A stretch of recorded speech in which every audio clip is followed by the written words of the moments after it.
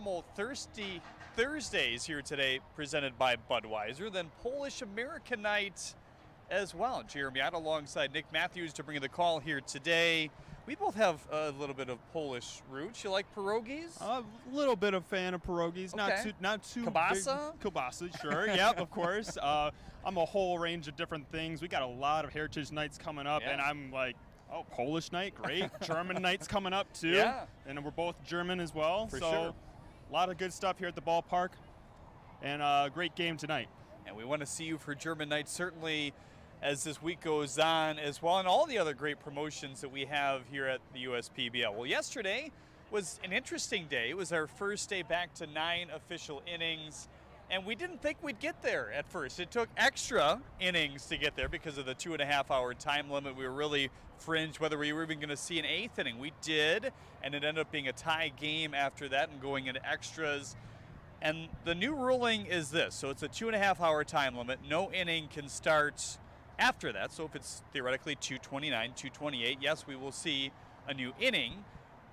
And then if things are tied after that point as well, after the 2:30 and you've hit that mark, there will be extra innings and they will be played out. Unlike the previous, kind of what we did at the beginning of this year and all of last year, there will be no ties. There still will be the international tie-breaking runner at second base, so that's something to keep in mind. And it all came into factor yesterday, of course, right? Of course. That international runner really helped the Beavers. They actually gave them a 2-run lead instead of 1 if it wasn't an international runner there. Travis McFarland ended up getting the 2-run shot to win it for the Beavers in extra innings. Spoke with him after the game. He's a very nice guy. He loves superheroes. His favorite's Deadpool. Found out he loves him because he's funny, and I think he's funny too. So he's just an overall great guy, great hero to win it for the Beavers. Well, Superhero Day is his day then, right? Yeah. Oh, yeah. Well, in terms of what we have today, the pitching matchup is another pretty good one. One new face in Pierce Banks, who we saw once over the weekend in the doubleheader, and a guy who is pretty highly regarded at this point as well in Jackson Hicks. Really doing a nice job, even getting some looks possibly behind the scenes. Keep you updated on what he is able to do going forward. But Jackson Hicks is a fun guy to watch. He works very quick. He has a great story behind him, and we look forward to seeing another great outing here today. Of course, coming in at a 2-1 record. He's got 17 Ks, only on 6 walks. Got 2.4 ERA, 15 innings pitched. This guy is great. He's the real deal, and he deserved to be that pitcher of the week back in week 2. So I'm looking forward to seeing him out on the mound today. Sorry about that. Time to take a peek at the lineups brought to you by AAA of Michigan, as always, here today. First for the Westside Woolly Mammoths, they will face Trent Bauer at the top of the lineup here today. He'll play left field. Batting second is the first baseman, Spencer McGee.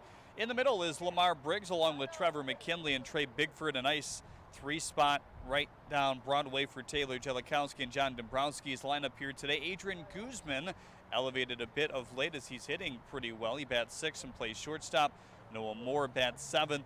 He's the DH here today. Colton Horner bats 8th and catches, and Norberto Navarro rounding out the order and playing second base as they face Pierce Banks. On the other side for the home Eastside Diamond Hoppers, it's Juan Lopez Rios at the top of the lineup. He's off to a pretty good start, playing shortstop as well.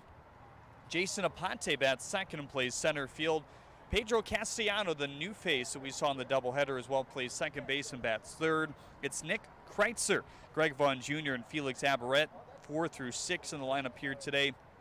Another newcomer who we're excited to see hit pretty well in the NAI this year, over 300 for Kaiser, is Ben McConnelly, plays right field. Gunnar Rainey bats 8th and catches today, and Christian De Los Santos will bat 9th and play third base against Jackson Hicks.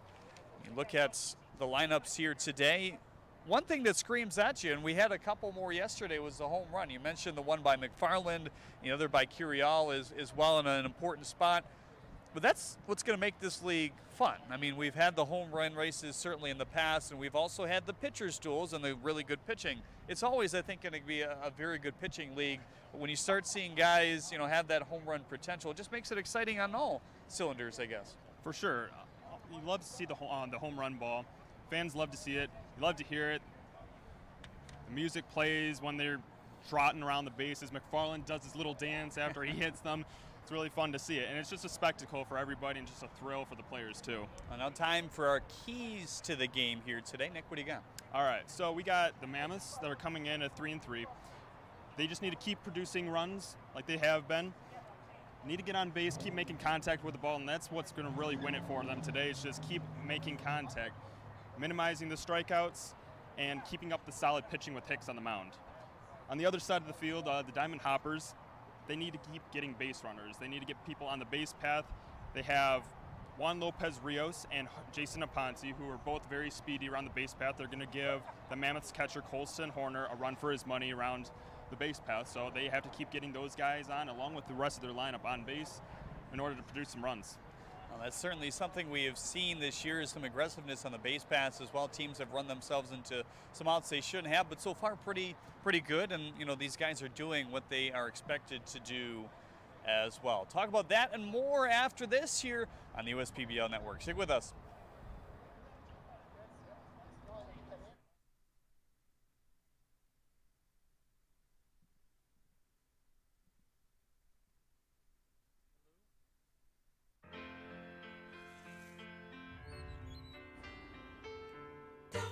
Stop me now. Don't stop me, 'cause I'm having a good time. A shooting star leaping through the sky like a tiger, defying the laws of gravity. I'm a racing car passing by like Lady Godiva. I'm gonna go. There's no stopping me. No stopping.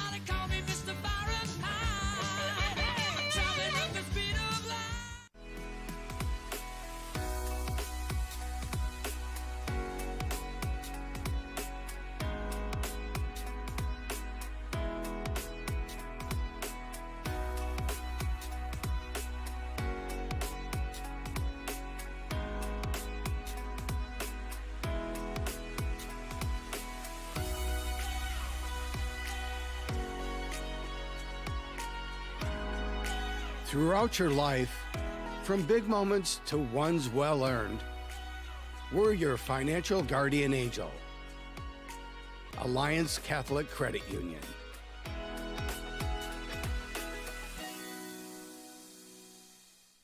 Your neighbors are going to be jealous when they see you're getting a new Connecticut water system. Say goodbye to hard water problems. No more spots on your glassware. Your laundry will feel and smell better. Your hair and skin will look and feel better. Say goodbye to hard water problems and say hello to great tasting crystal clear water with CGC Water.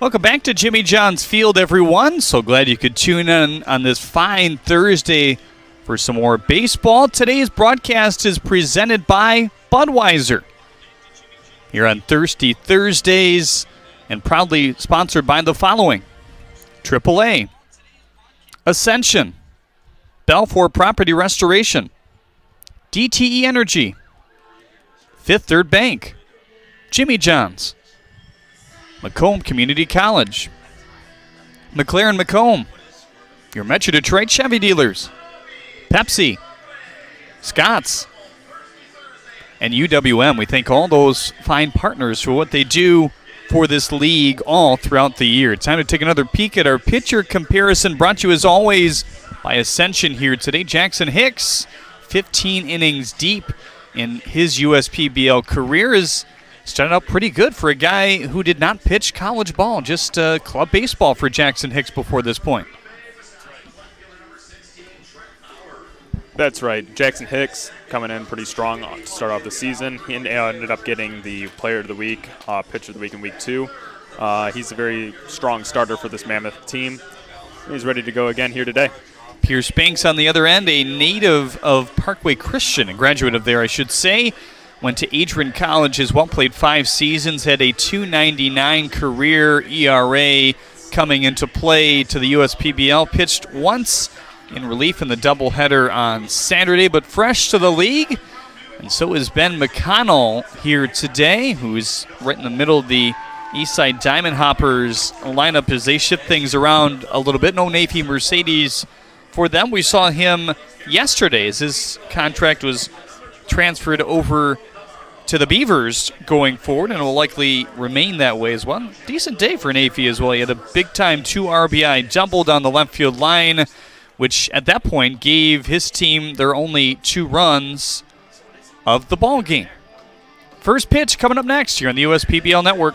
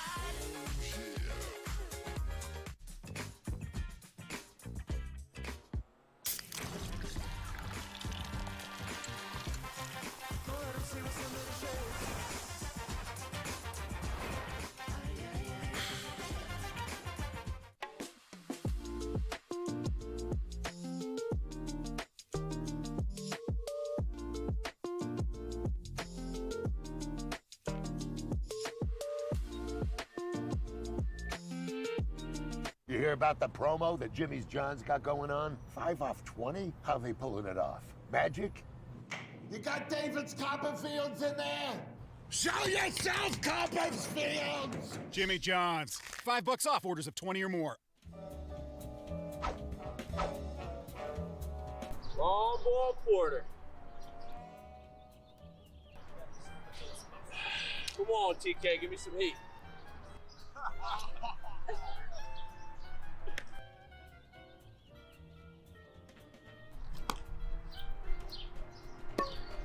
You call that pitching? This is my heater. I dare you to hit it.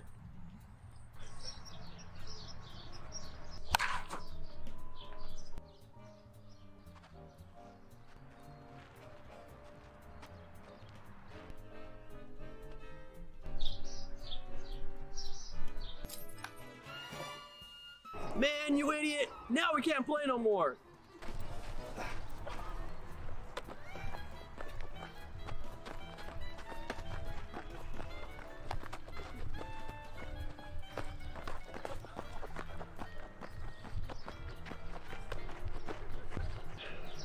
High and outside, just like I liked it. Don't worry, guys, I'll get it. Oh! Dude, you can't go back there. That's where the beast lives. If we're gonna do this, we're gonna do this together.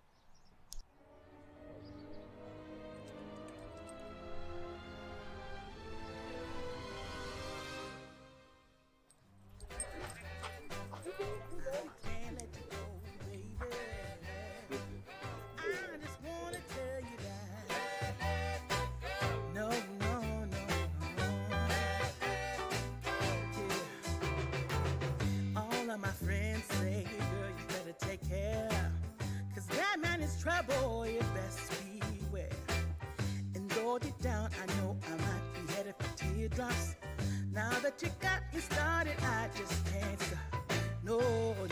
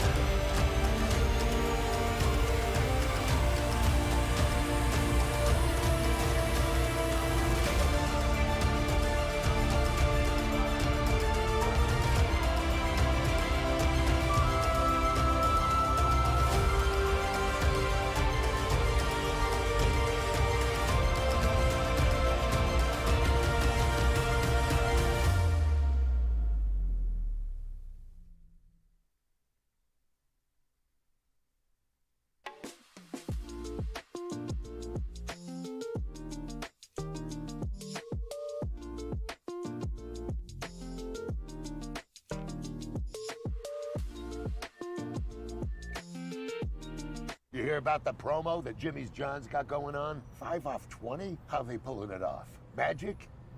You got David's Copperfields in there? Show yourself, Copperfields! Jimmy John's. $5 off orders of 20 or more. Times are tough right now. It feels like the bottom of the ninth, and we're down by 2. But we've seen tough times before. And just like baseball has always been more than just a game, Chief Financial Credit Union is more than money. So it might be the bottom of the ninth, but we're the home team, and we've got runners on base. Batter up, America. It's time to play ball.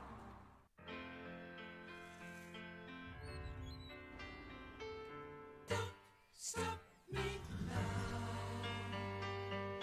Don't stop me, 'cause I'm having a good time. Having a good time. A shooting star leaping through the sky like a tiger, defying the laws of gravity.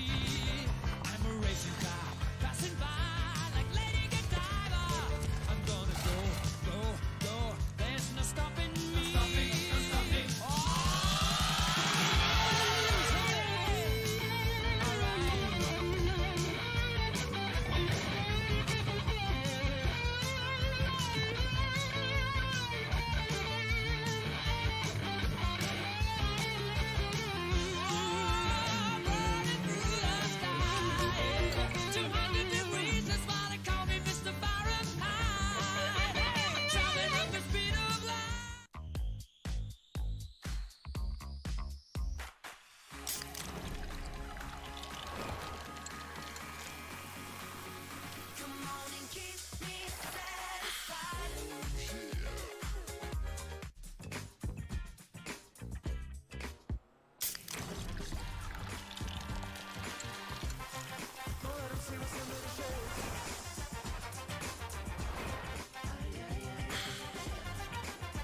You hear about the promo that Jimmy's John's got going on? 5 off 20? How they pulling it off? Magic? You got David's Copperfields in there? Show yourself, Copperfields! Jimmy John's. $5 off orders of 20 or more.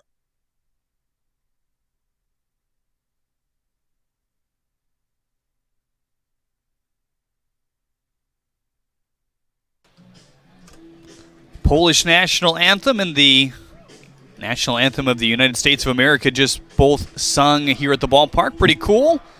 Polish dancers out there, pierogies, the whole 9 yards here today as we celebrate our first cultural night here today as well. Reminder, you can chime in with us on Facebook and YouTube. John Willis says hello from Taylor, Michigan here today. We also say hello to Jack Donnelly watching from Grosse Pointe. Jeremy Idle back alongside Nick Matthews to bring the call here today as Pierce Banks makes his first official start with the Eastside Diamond Hoppers here tonight. 3 innings, 1 hit, no runs, just 1 walk to 5 strikeouts in his long outing in relief in the second game of that Saturday doubleheader. Talked to Paul Noce before the game, though, and he's kind of alliterating that, look, I have 5 starters on this team, and we've talked about, you know, how the starting pitching, just pitching in general, would be impacted by moving to 9 innings. But he said, you know, I feel pretty good about where we're at right now because I'm almost in a situation where I have to mix and match my starters a bit. And, you know, this guy will pitch out of the bullpen this week, and then he'll start this week. So they're going to be pretty well rested. And in the end, if he has a starter coming out of the bullpen, it's really not going to be a huge issue. So today, Pierce Banks gets his first opportunity. Again, we told you the graduate of Parkway Christian got a nice round of applause when Johnny G announced Sterling Heights, Michigan, obviously just outside of Utica if you're not from the area.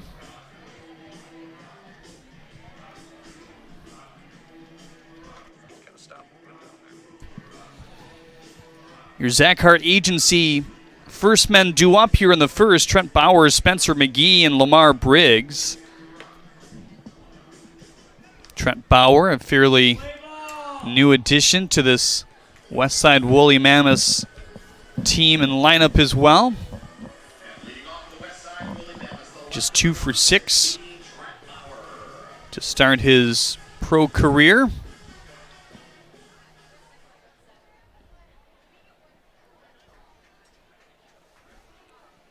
Certainly a warmer day today, coming in at 84 degrees.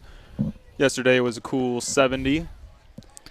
And heated right back up in a quick fashion, didn't it? It's going to be 88 tomorrow, I think 91 on Sunday.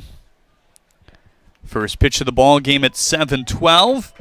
In for strike one. Pitch coming in at around 87 miles per hour. Pierce's first pitch of his USPBL career. On the ground to Castellano over there. Makes a play to Chrysler. Check the defense behind Pierce Banks here today. It's Greg Vaughn Jr. in left. Jason Aponte in center. Ben McConnell, the newcomer, in right. It's De Los Santos and Kreitzer on the corners. Castellano and Lopez Rios up the middle. With Gunnar Rainey doing the catching here today. This has got to be one of the better crowds we have seen so far this season. And it can be a little bit deceiving sometimes because you look just at the grandstands. That's where the natural eye looks right, but you can't see the suites above us, obviously. You can't see the suites below us in the diamond tables. Hard to see the Commanders. You can see a little bit, but the patios today are rocking. Absolutely. Chevy Pavilion is bumping over there. And here's a shot to right field. And it's going to loop in past McConnell. He gets to it quickly, and Bauer will round, but stay over at first.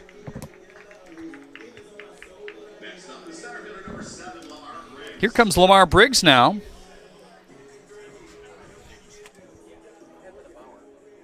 He got it ground though.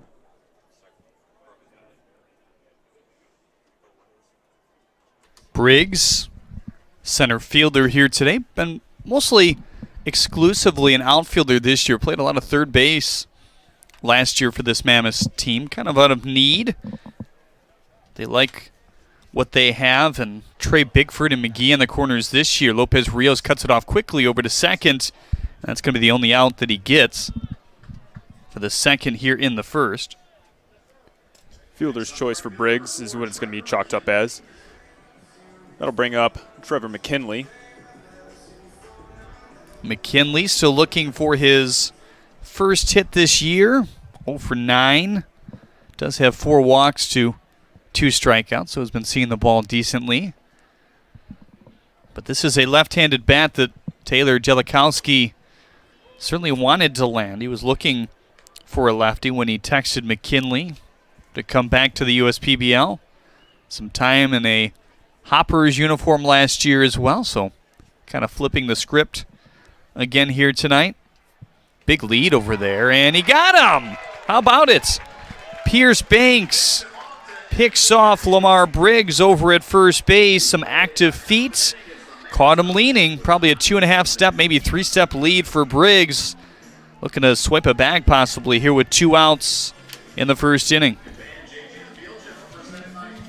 Whenever my family wants to enjoy the great outdoors, we pack up my Chevy Blazer and go camping in style.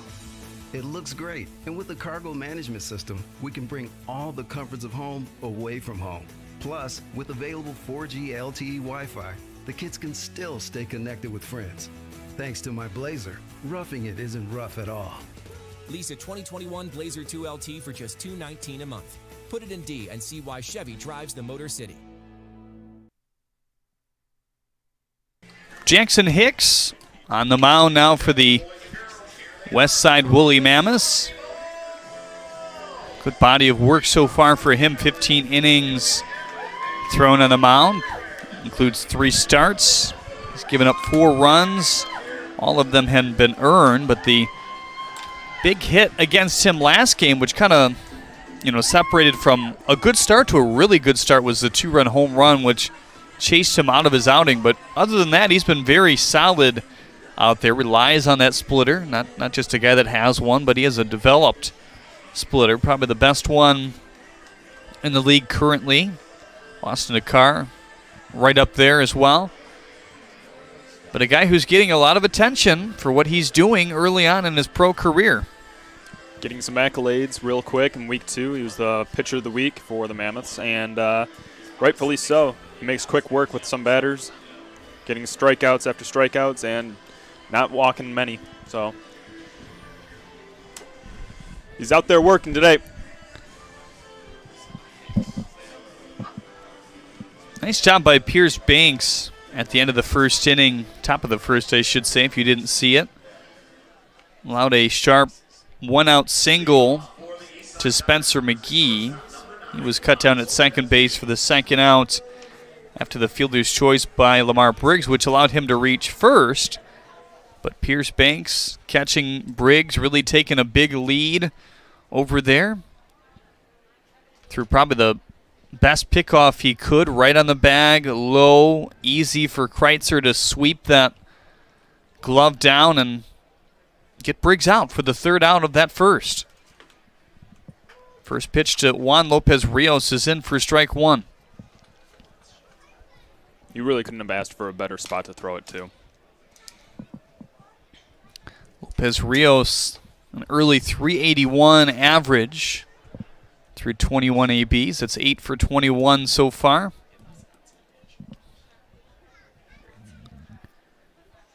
Oh-2, slapped on the ground. Navarro cuts it off quickly for the first out.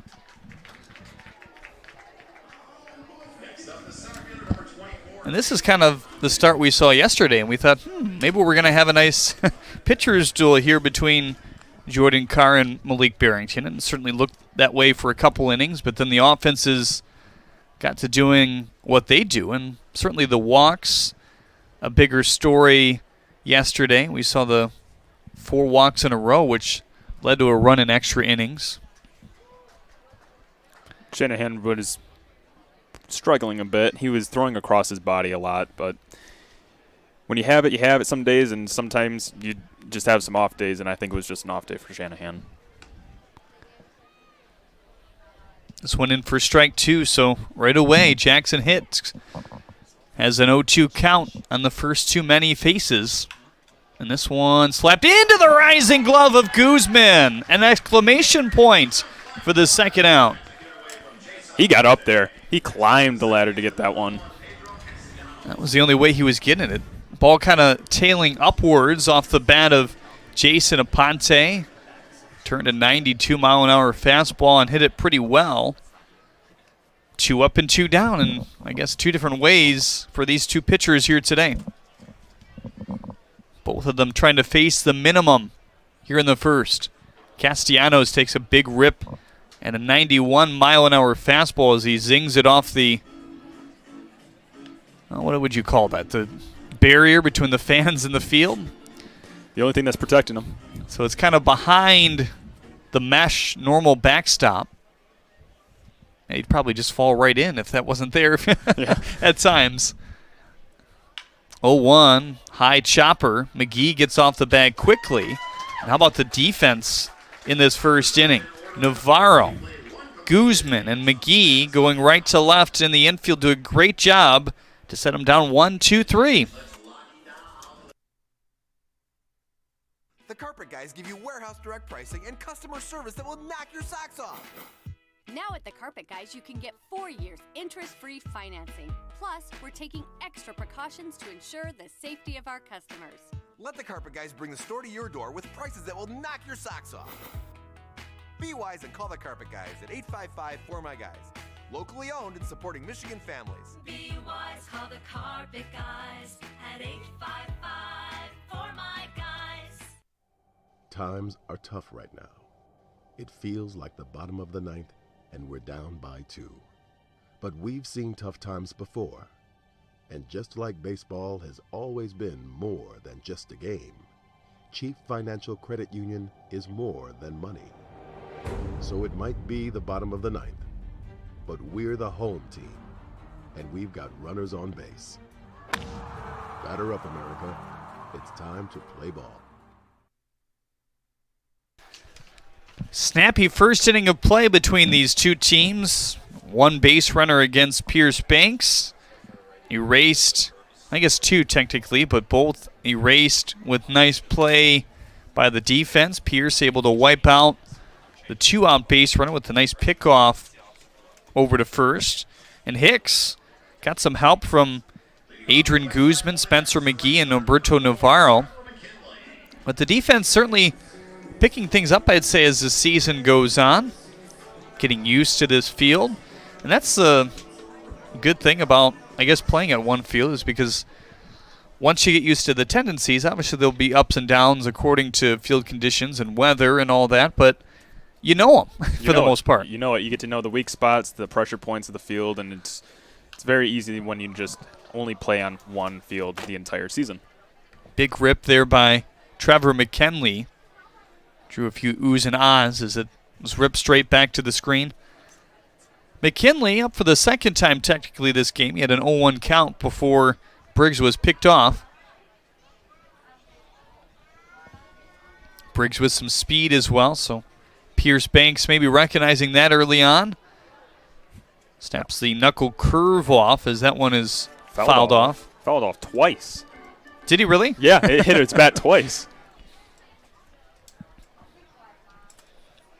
It's a pretty deep arsenal for Pierce. Four-seam sinker, circle change, knuckle curve, slider. 0-2 is outside. 1-2 on McKinley now.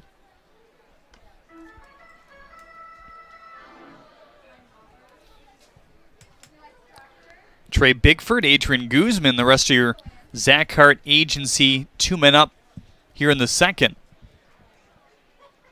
Now the 1-2.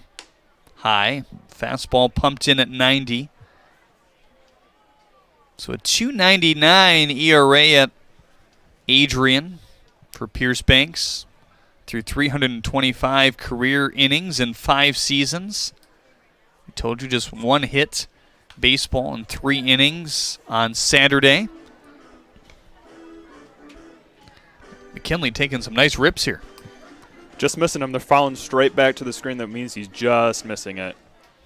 I feel like we've seen that a few times in his at-bats this year. So got to be close to cracking through with his first hit and then some. Another knuckle curve, snaps inside, 3-2. I was close to hitting him. Good thing he spinned out of the way. He's got a nice alleyway right and right center.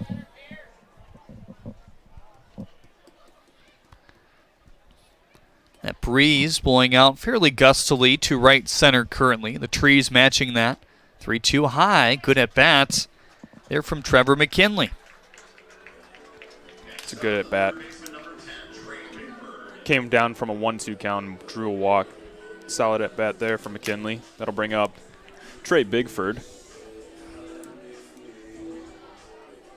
Bigford, a guy who's shown some pop in his bat as well. 1 home run to his credit. 4 RBIs driven in.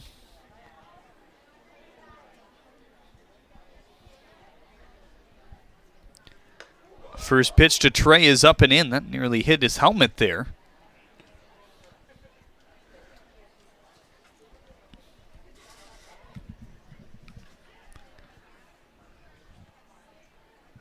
Bigford, a solid hitter for this Westside team. He's already got a homer and 4 RBIs. There goes the runner. Down to second base. It's going to skip into the outfield as well as McKinley gets up. Here comes Aponte to fire over there, right on the bag, but De Los Santos can't hang on. McKinley's going to move up 2 spots to third now, and he's a little dirty over there at third base, but good news. There's this thing called washing machines. Doesn't show up as much on the blue jersey, but yeah, those pants are going to be an issue. Yeah. Bigford now got a 2-0 count on him.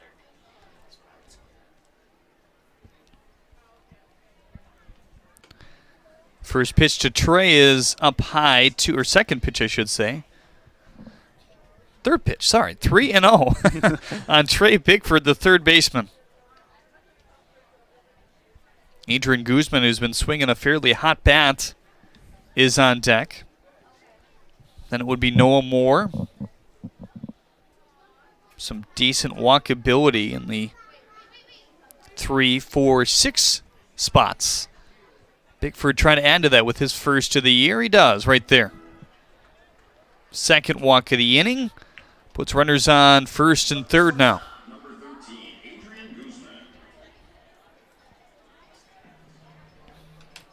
Guzman now with runners on the corners could pad his stats here.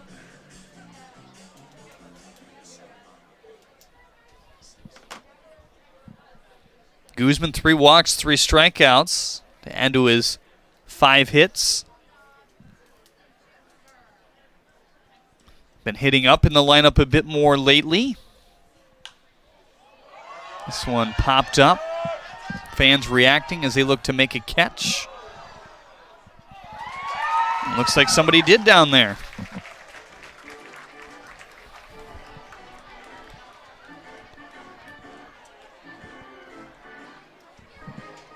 So 0-1 quickly on Adrian Guzman here. A bit more traffic on the base pass here in the second after Pierce Banks faced the minimum in the first. Big time lead, boy. Got to be careful there if you're Bigford, the way Pierce Banks was able to pick off Lamar Briggs to end the first. Looked like he was going to have a delayed steal there. There he goes. High, good pitch to throw on here. Runner coming home from third as well, and Trevor McKinley will score standing up. 1-0 Mammoths here in the second.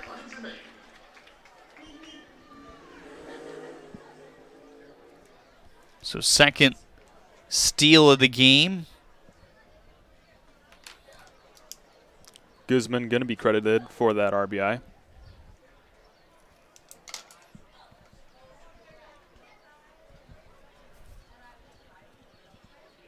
Another 1-1. In for strike 2. I think Adrian thought that might have been a bit high. Bit of a silent protest as he steps out of the box.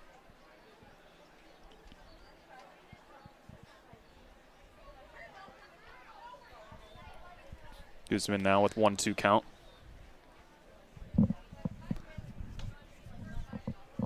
High and away again. The slider, 2-2.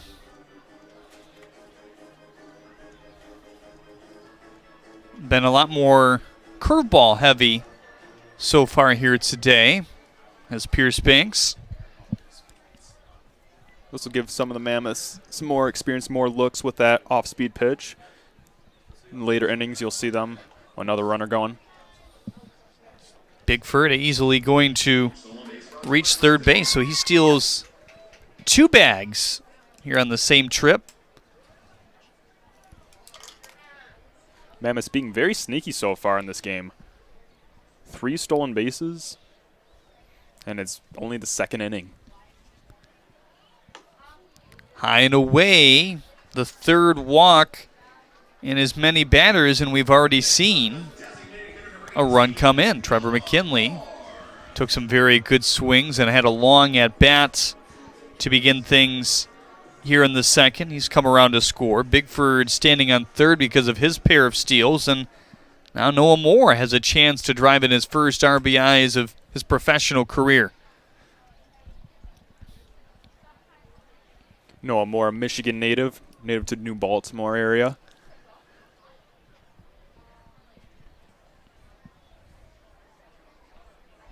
First pitch up high.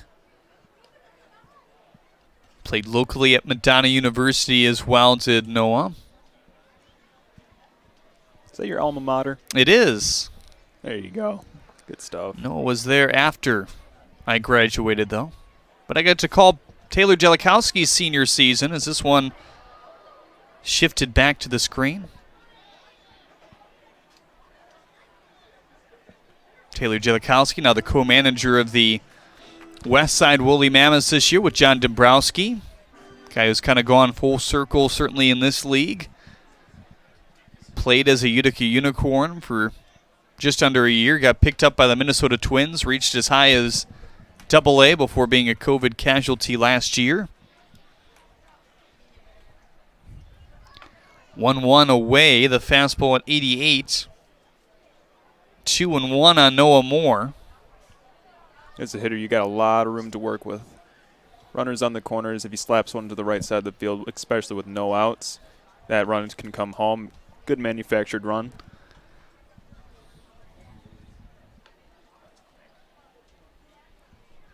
The second inning brought to you by Ascension.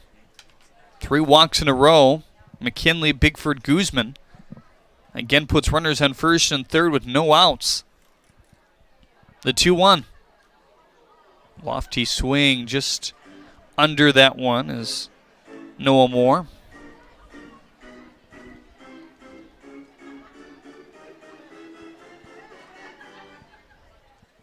Asking where that was to your home plate umpire here today. Gunnar Rainey catching the pitches for Pierce Banks.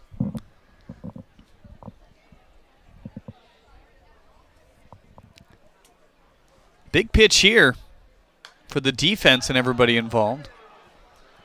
Gunnar Rainey's another Michigan native. There's quite a few of them in this league.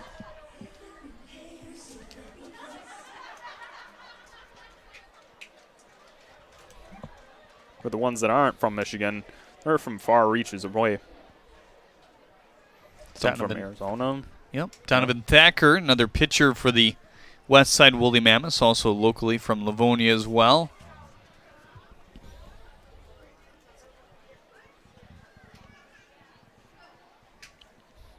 Local guys have, I guess, the leg up a bit because they're not hard to scout. Certainly you're able to hear about some of the other ones that have played against them as well.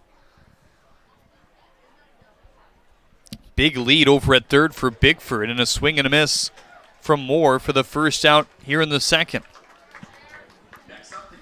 That would be Pierce Banks' first strikeout of his professional career.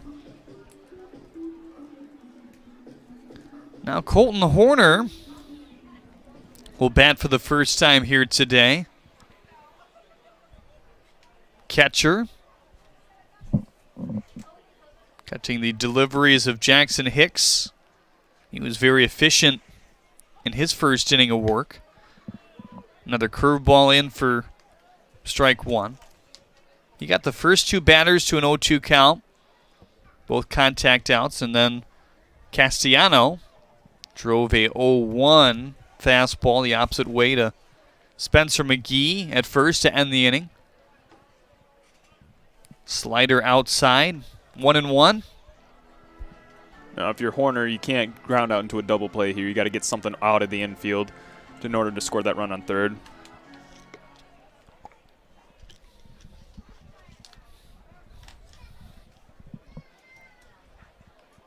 Call time as they get that baseball back in play. It's Nick Kreitzer. Pretty busy over at first base so far. Already seen one pickoff attempt completed. That was to end the first. Ball outside, 2-1. Boy, that looks like the curveball, according to the spin at least. But those last two pitches had more of the slider type of break. Now the 2-1. Fastball in at 88. Again, if you're just tuning in, two new teams here today from yesterday. They're rolling with 9 innings as long as they fit in the span of the 2.5-hour time limit. First pitch today was at 7:12, so retroactive from that point. Thought about offering, but Horner did everything he could to bring that bat head back.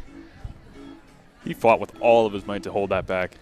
And we are going with the international tie-breaking rule, the runner on second base in every half inning of extras. But there will be no ties as long as there's no adverse situation. You know, you're starting to go 14 innings or something like that. I'm sure there's jurisdiction to end the game if both teams are out of pitching, which we were pretty close to yesterday, all things considered. 3-2 popped him up. This one traveling into the wind out there. McConnell backs up to make his first play, and it's going to scratch across another run as Trey Bigford cashes in on the sac fly. That's a good job there from Horner to get that run-in, sacrifice fly. As a coach, you're giving them all sorts of high fives. Another good at-bat as well. It's the third, make it the fourth 3-ball count we have seen so far in this game. That's a big reason why you've seen the 3 walks, obviously, as Paul Nochi heads back to the mound. knows that this is a big batter here. But we talked about it at the top of the show, 5 starters for Paul Noce, so it's not a huge thing if he necessarily has to bring one of his guys from the bullpen and look for a long, lengthy outing. But regardless of that, you want Pierce to at least go 3-4 here today. I think they're hoping for around 6 for Jackson Hicks. That's the pro to having a lot of starters in your back pocket. Lots of length that you can get out of them.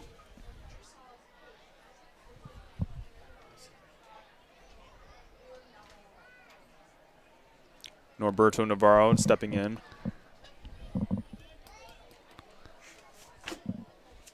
Bottom of the order here today for the Mammoths as he takes a healthy hack at it as well.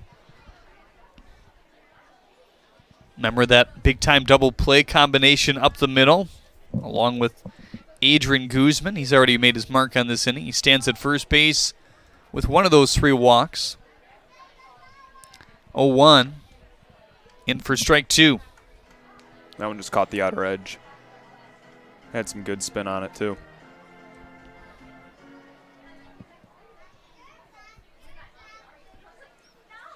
Decent room in left center field here as Aponte plays to the right of the second base bag. There he is. That's where he's been most of this second inning. Navarro says, get that one out of there.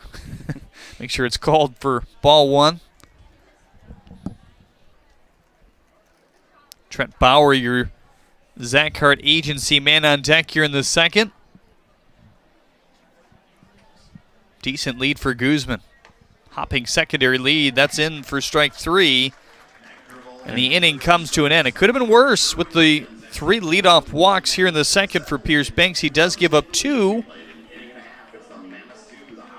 to make it 2-0. Make your move with a quick and easy mortgage from Genesis Credit Union. We have mortgages to fit your life. Genesis Credit Union. Visit us today. You hear about the promo that Jimmy's John's got going on? 5 off 20? How they pulling it off? Magic? You got David's Copperfields in there? Show yourself, Copperfields! Jimmy John's. $5 off orders of 20 or more. Time for Jimmy John's Freaky Fast Facts here today. Let's check it out. Francis Ford Coppola was born on April 7th, 1939 in Detroit. Francis Ford Coppola earned a music scholarship to the New York Military Academy. He attended Hofstra and graduated in 1960 and then enrolled in UCLA Film School as well.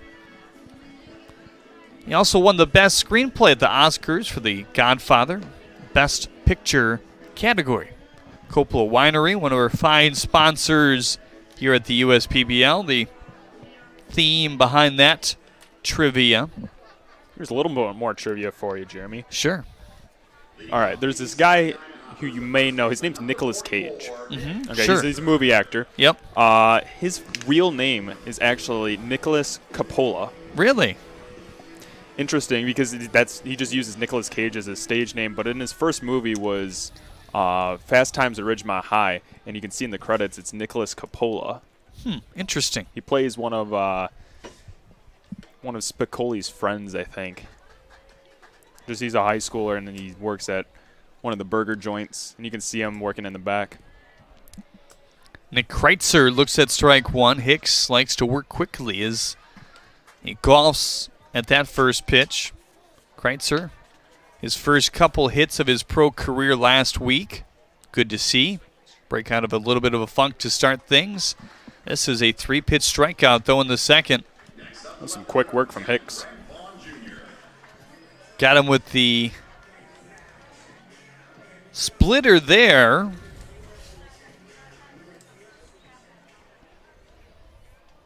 A splitter that he throws 24% of the time. The fastball at 60 and the curveball at 17. And those are his 3-pitch mix right now. Busts the fastball inside at 90. Seems to play a bit harder than that. I mean, it has above average spin for a fastball on it. That one was 2,200. And that's right around where he averages, right around 2,100-ish on the fastball. They're working on that curveball because it's right around the same in terms of the spin. Talked to Justin Orenduff about that before the game, the director of baseball operations here at the USPBL. They said, working on a few things with the grip. Tries to hold up, and he does not. Hicks alertly asks for the appeal that time. Justin just talks about, his biggest quality that he likes is his character, and that can be a big thing. It's not just for his looks, it's also for his personality, too.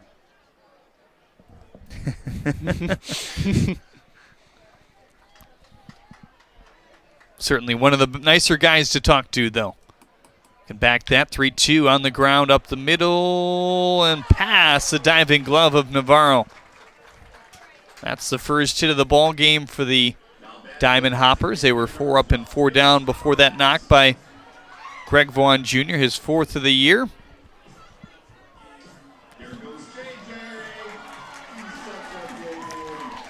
JJ, the field general, gets a nice round of applause.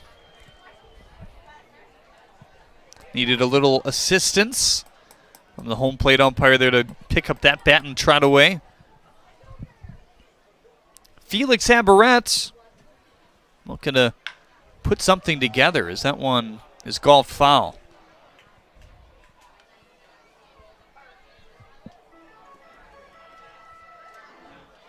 Sits back on that same pitch. He can take it for a ride. Ben McConnell, your Zach Hart agency man on deck here in the second. Make his USPBL debut at the plate in the seconds. Nice stop by Colton Horner. Him and Jackson Hicks usually on a pretty good system, on the same page.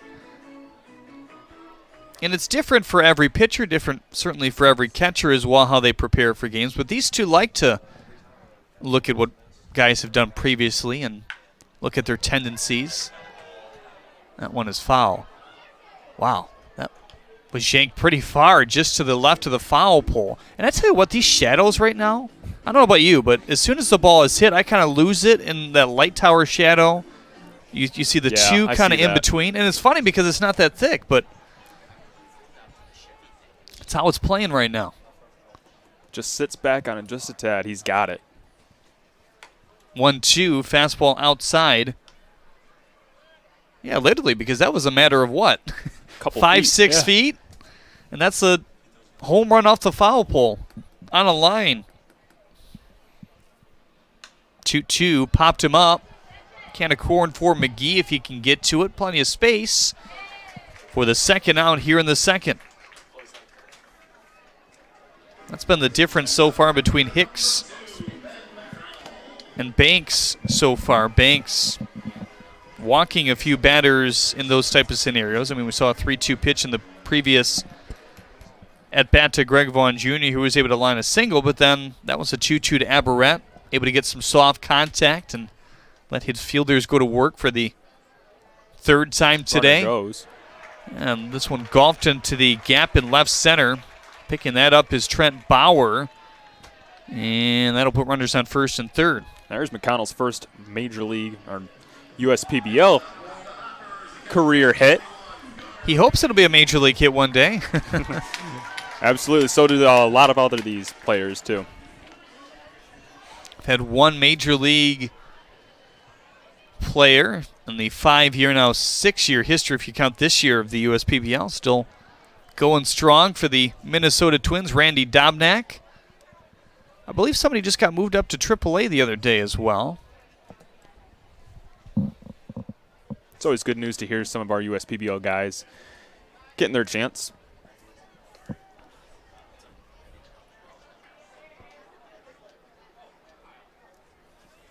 Now Gunnar Rainey, the catcher, stepping in.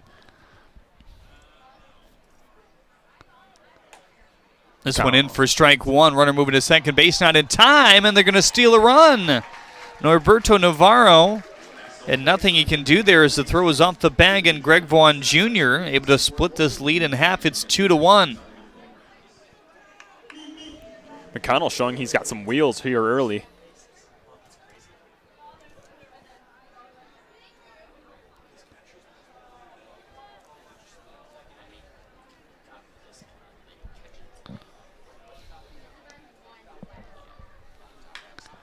On the ground up the middle, that might score another run. Ooh, nice job by Guzman to cut it off. I didn't think he had a chance to get to that ball at first look, but he kept those feet moving behind the second base bag and is able to retire the side here in the second. Hicks gives up one on the nice single by Ben McConnell here on the USPBL Network.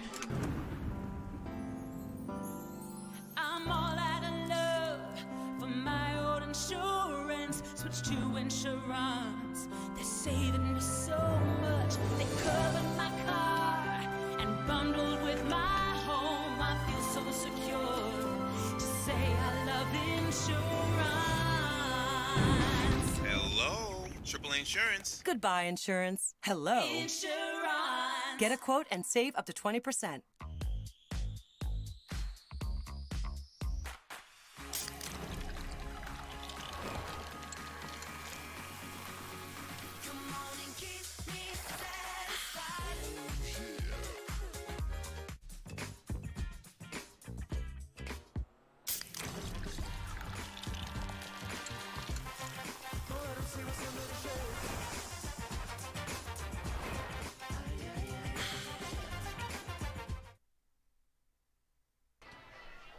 Here's Dwayne Malinowski's Polka Band here today.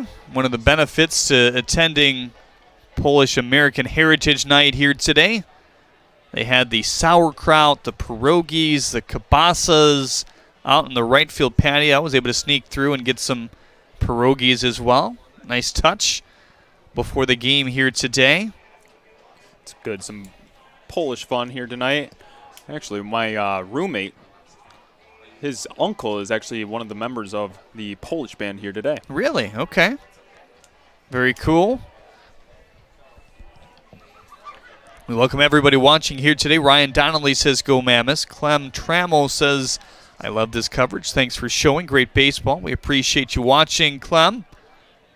Bev Jellikowski says, way to go, Mammoths. Juan Carlos Lopez, Antonio Ramirez, also checking in and watching here today. Trent Bauer, the top of the order, will lead it off here in the third inning. It's Bauer, McGee, and Briggs, your Zach Hart agency, 3 men, 2 up. Banks looking for a bit of a quicker inning.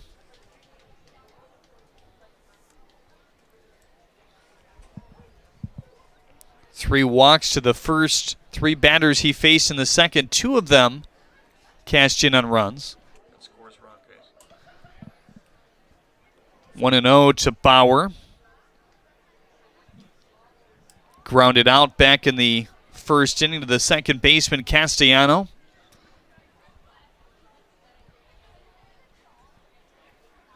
.1-0 pitch. Drew all the dust out of Gunnar Rainey's glove there as it remains high. Spencer McGee has the lone single of this ball game for Westside. Good job by Pierce Banks to bear down and get a couple Ks, though. In all things considered, the pitch count isn't horrible, even after the 3 walks, partly because of the quick first inning he had. A lot of first pitch swings and some plays from his defense and one from himself. So 36 here in the third after a 6-batter inning. Decent. As this one just scoots foul. Right into the bullpen. And took a high hop over there. There is some action in the Hoppers' pen currently. Looks like Ty Tracy.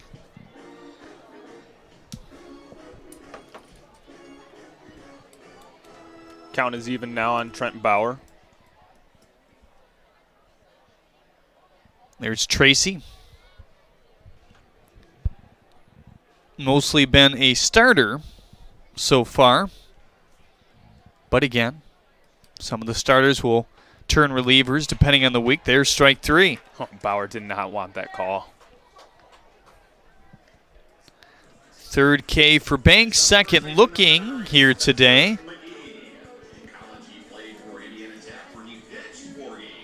Lisa Olson says, great night for baseball, live from row 2, section 101. Just to our right, on the far side of the grandstands here today, so we say hello to you as well, Lisa.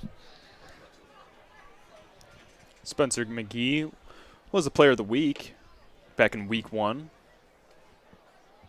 A big-time home run for him there. 5 for 20 checking into today. Added to that, 6 for 21 now after his single back in the first. Fastball at 87 in for strike 1. So both Pierce Banks and Jackson Hicks have some decent spin on their respective fastballs. Ooh, that hit him. Did it hit the ground first? Looks like it did hit the ground first.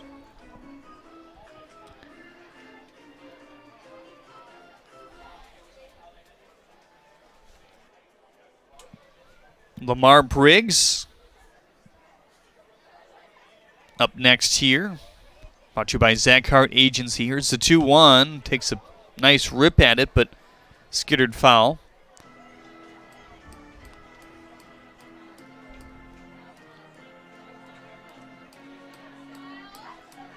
Bright sunshine. What were we at game time? 85? 84. Okay. Right around where they predicted. There is some rain in the forecast tomorrow. Hopefully that misses us by game time. We saw a little bit of rain last week in the games, but it's not often you see it, it seems. Here in the USPBL, we're kind of in this Utica bubble. You don't see too much precipitation going down on the field.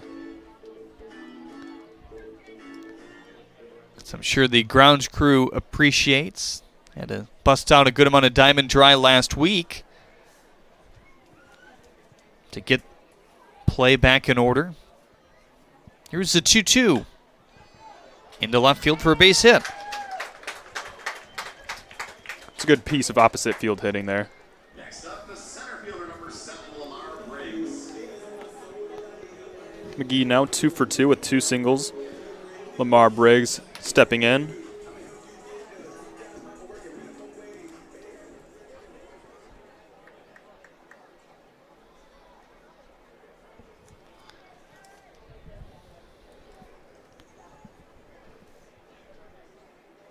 Lamar Briggs, the man picked off to end the first. Don't often see that from him. Usually a pretty good base runner.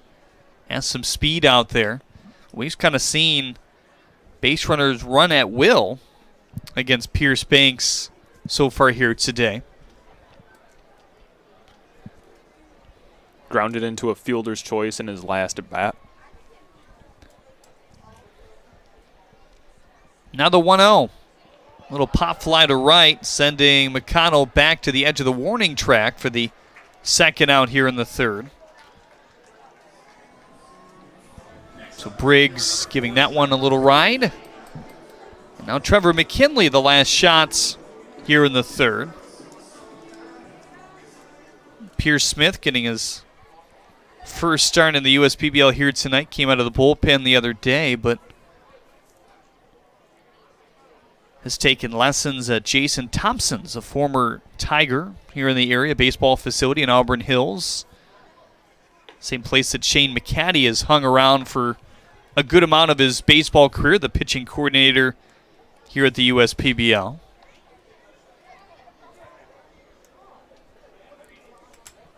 McKinley was one of the 2 Mammoth runs so far this game. This one up and in, fastball at 88.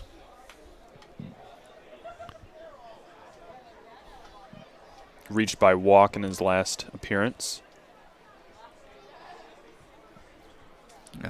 4 3-ball counts for Banks in the last inning. He's been working ahead a bit more here in the third. So certainly helps Pierce Banks to have that familiarity a bit with Shane McCaddy. They've been around each other for a long time, since he was a little kid. 2-1 tipped into the glove.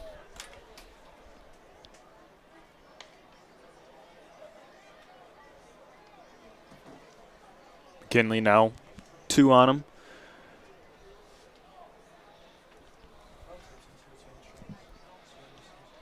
Some really good swings in his first at-bat. The pitch. Just fights off the curveball there. Remains 2-2. Trey Bigford, your Zach Hart agency man on deck. 48 pitches deep is Pierce Banks now in the third.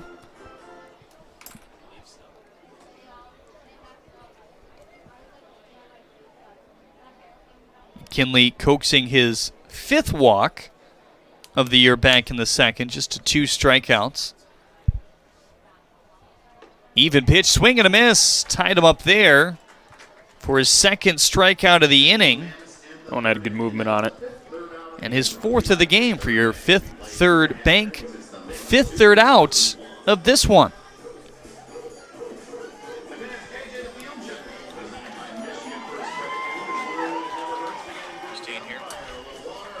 Time for JJ the Water Boy, presented by Michigan First Credit Union here today. That water super important here today for anybody out there. You can toast pretty fast in this weather, but JJ looks like he has his good hops here today. Ready for that Frisbee again. Had a nice look of JJ's on-the-field apartment. Yes, I like it, apartments. He got a good deal on it. It's right on prime real estate.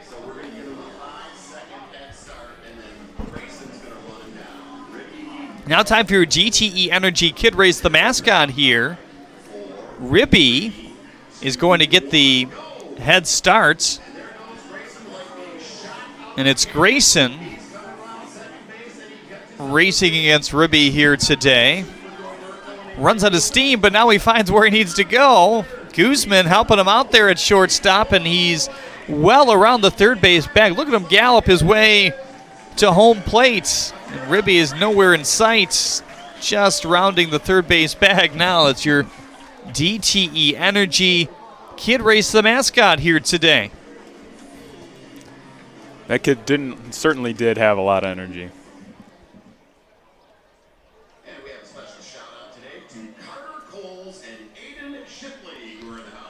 So here comes Jackson Hicks for his 3rd inning of work. A bit more traffic back in the second. A delayed steal from third base after Ben McConnell was moving as well. Allowed Greg Vaughn Jr. to score the only game of the only run of the game, I should say, for the Hoppers back in the second. Hicks had a very efficient first inning through first pitch strikes to everybody he faced. He continued that trend to Nick Kreitzer, who also struck out swinging. The only strikeout for Jackson Hicks so far here tonight. That makes it 6 walks to 18 Ks to begin his season. McKinley gauges this one and backpedals a bit for the first down. Hicks utilizing his defense a lot in this game so far. Yeah, he's looked good, and his defense has looked good as well, hasn't it? Guzman, Navarro, McGee have already made some really nice plays, especially that play by Guzman at the end of the inning. It looks more simple than it was. Ball looked to have a bit more steam on it as well. Thought it was going to squeak into center field and allow McConnell to score as well, but Guzman cut it off with ease just behind the second base bag and fired a strike over to first to make sure no more runs were had. 1-0 is down low, but this double play combination of Guzman and Navarro certainly one of the more fun ones to watch in the USPBL.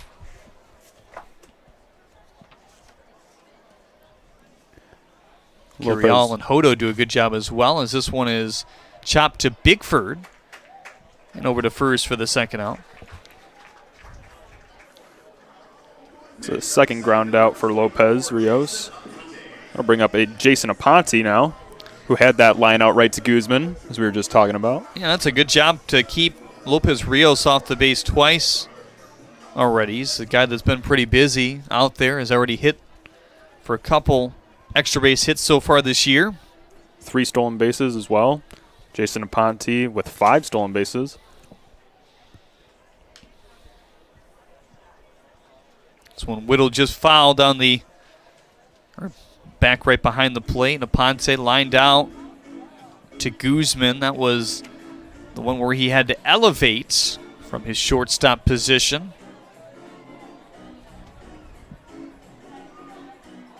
Now Horner and Aponte share a laugh there, both on the all-hair team here in the USPBL. The Flows are rocking. A lot of hair in that batter's box right now. 0-1 is in for strike 2. It's good to see the mullets coming back, though. Transitioning over to baseball, it seems. Used to be just a hockey thing for a while there. Swing and a miss. The second 1-2-3 inning for Jackson Hicks. Did a really good job again of burying some first pitch strikes here in the third to at least De Los Santos and Aponte. You hear about the promo that Jimmy's John's got going on? 5 off 20? How they pulling it off? Magic? You got David's Copperfields in there? Show yourself, Copperfields! Jimmy John's. $5 off orders of 20 or more. Times are tough right now. It feels like the bottom of the ninth, and we're down by 2. But we've seen tough times before. And just like baseball has always been more than just a game, Chief Financial Credit Union is more than money. So it might be the bottom of the ninth, but we're the home team, and we've got runners on base. Batter up, America. It's time to play ball. We build roads, bridges, wind farms, and pipelines, schools to skyscrapers. Our members create monuments. We operate. We're the operators and mechanics behind the advanced heavy machines that move Michigan forward. We maintain boilers and HVAC. Our members run the complex heating and cooling systems that we all depend on. Our training is second to none, and safety is our priority. We are Operating Engineers 324, and we keep Michigan running. Welcome back to Jimmy John's Field with Pierce Banks on the mound for the Eastside Diamond Hoppers, ready to go back to work.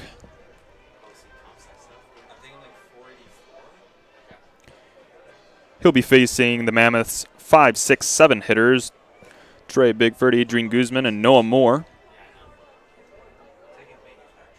Bigford had 2 stolen bases in his last at-bat with a walk. Guzman also reached base by a walk as well.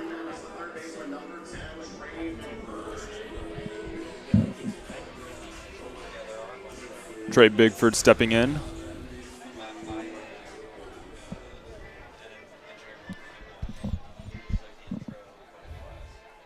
Let me check the comments on Facebook and YouTube here today. Steve McConnell asks, great broadcast. Are there live game stats available? No, not at this point. I think there's maybe hope in that as some things are redesigned, but not yet. Rosemary McCormick comments, says, you bet your pierogi we're enjoying the game tonight. There you go. It's a big bet. You don't want to lose those. 1-0 is in for a ball outside. 2-0 on Bigford. That win still going at a pretty good clip out in right center field, according to the American flag. Not to mention the sun now setting, so it's going to be in the right field and center fielder's eyes.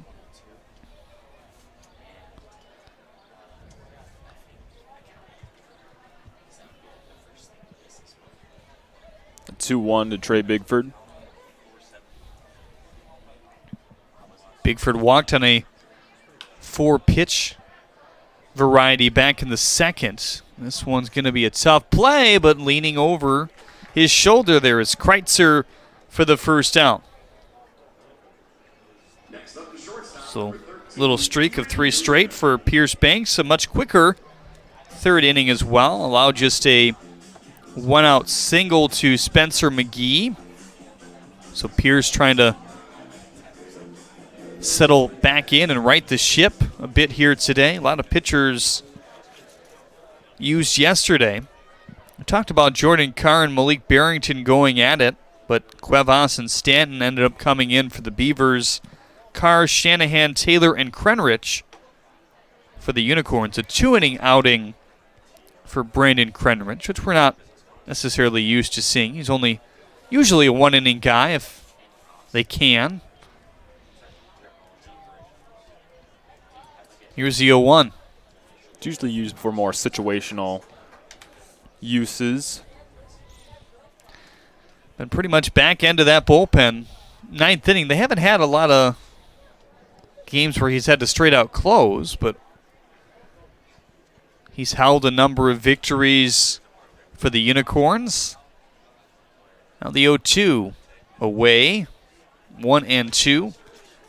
There's that off-speed pitch again that he's thrown. Has some good movement on it. It's good to see from these diamond hopper pitchers. Guzman, the last string of those walks back in the third, taking some really close pitches. Him and Bigford here in the fourth, as that one is outside 2-2. Strike zone shrinking, it seems, a bit in innings 3 and 4 lately. We were cruising through the first 2 innings, and it's kind of come to a little bit of a standstill now. Here's the 2-2. Swing and a miss. 2 up and 2 down in the fourth now.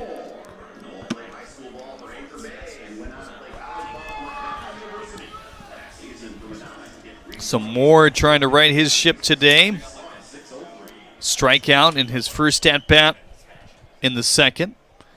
5th of the year, 4 walks to 5 strikeouts. Now 2 for 12 to begin his professional career.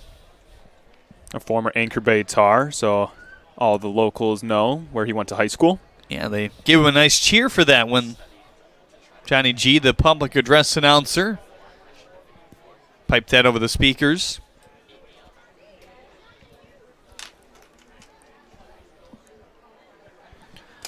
Here's the 1-0 in for strike one. Always fun to see some of the local guys and the family contingent that they're able to bring to the ballpark each night.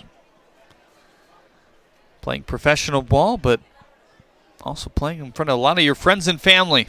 Got to be a luxury. Luxury and a thrill. Curveball again, pipe back to the screen. 1-2 on Noah Moore now. Noah Moore was one of the 5 victims to go down swinging against Pierce Banks. Some more stretching by Ty Tracy in the Hoppers bullpen, but that's it for now. 1-2. Snap that one off on the inside. It's a 1-2-3 inning for Pierce Banks. Exactly what the doctor ordered for him. Second time he's faced a minimum, despite the leadoff single in the first here on the USPBL Network. As your neighbor who works at Ascension, Michigan, and a cardiologist who's practiced for more than 20 years, I'm going to keep asking, how are you feeling today? Your care can't wait. Getting care sooner can mean catching things before they get worse. At Ascension, Michigan, our ERs and our hospitals and other sites of care are maintaining strict precautions for your safety. Studies have shown that people will get care sooner if they're encouraged by their doctors, family, and friends. Get the care you need at getascensionmichigancare.com. Dunham Sports is a proud partner of the USPBL. Big names, low prices, delivering value since 1937. At Fifth Third Bank, we're working hard to make banking a Fifth Third better, which means we put 166.7% into everything we do. I think you can only give 110%. Well, with free checking, fraud protection services, and an automatic savings tool to help you quickly reach your goals, 166.7% is possible. Oh, wait till my 8th graders hear about this. They're going to be like, it's not possible. Well, yes it is. This is banking. A fifth third better. You could win $250 in 4 tickets in the front row to the USPBL Championship game in September. Text Chevy Detroit to 555-888. Again, that's Chevy Detroit to 555-888, and you could win that fine prize package. Visit ChevyDetroit.com/USPBL for all the official rules.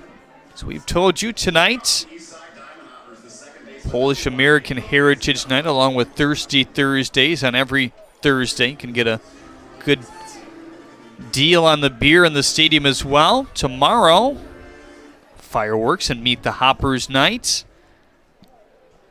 Then on Saturday, another doubleheader there, German American Heritage Night. Oktoberfest in June, featuring another band. And Father's Day, of course, on Sunday. Pedro Castellano now for the Hoppers. He looks at a strike in the corner. Castellano with a ground ball over to Spencer McGee to complete a 1-2-3 inning for Jackson Hicks. That one's fouled back.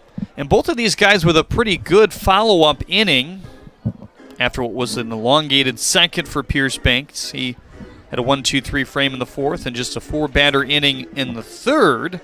Hicks with the longer inning, I guess as much as you can say for Jackson here tonight. Wow, chased that one on the outside. Had to be the split finger tailing away from Castellano. That's 2 straight strikeouts now for Hicks. His third on the night, but Hicks, you saw the 5-batter inning in the second. He struck out Kreitzer to begin it as he comes up here in the fourth. Then the single by Greg Vaughn Jr., he was driven in of sorts by the steal. I don't know if you can really call it a double steal. He just went after McConnell went down to second base. But in the end, it produced the Hoppers' only run thus far. And Hicks again looking to strike out Kreitzer on 3 straight pitches for the second straight at bat. All of them swinging.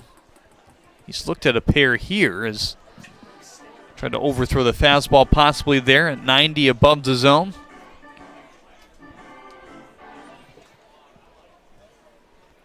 Boy, does Hicks work at a great pace. This one just missed the letters of Kreitzer, 2-2. He might have a faster approach to the game, finding his groove, being able to work at a decent pace, and he strikes out Kreitzer there for the second time today.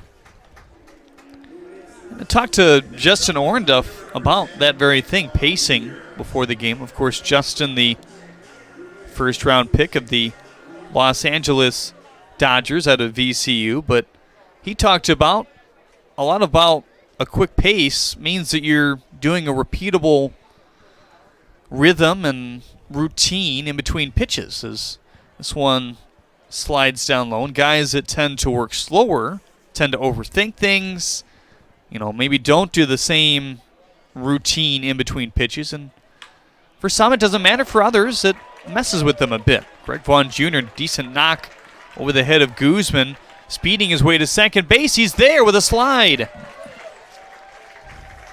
Nice job by Greg Vaughn Jr. We saw that yesterday. Who was that did a similar ball? Was it Curiel? I think it was. Who tried to sprint past the first base bag. He had a pretty decent bid at it, but Roy Verdejo just gunned him down.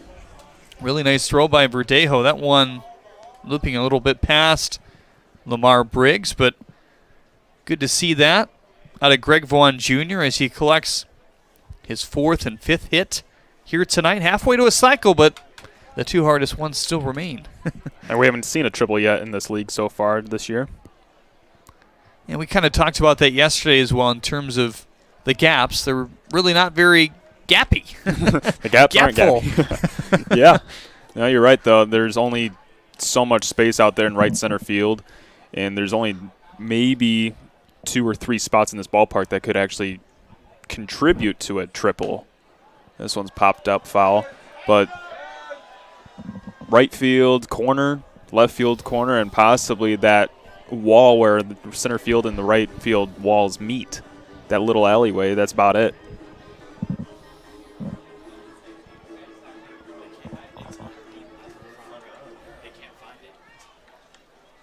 Aberrett now with a 1-1 count. 1-1. Breaking ball pointed the other direction. So we've seen a lot of fastball certainly here today from Jackson Hicks. The lowest in terms of volume thrown coming into today was the curve at 17%. Third to the splitter, and obviously the fastball, throwing that at a clip of 60%. Now the 1-2 on the ground. Guzman cutting it off, throws across his body to first. Yes! What a play by Adrian Guzman! Great backhanded play there by Guzman. Threw it across his body and got him. Impressive. Impressive stuff, Guzman. Strikeout, double, and a ground out. Guzman lighting it up again.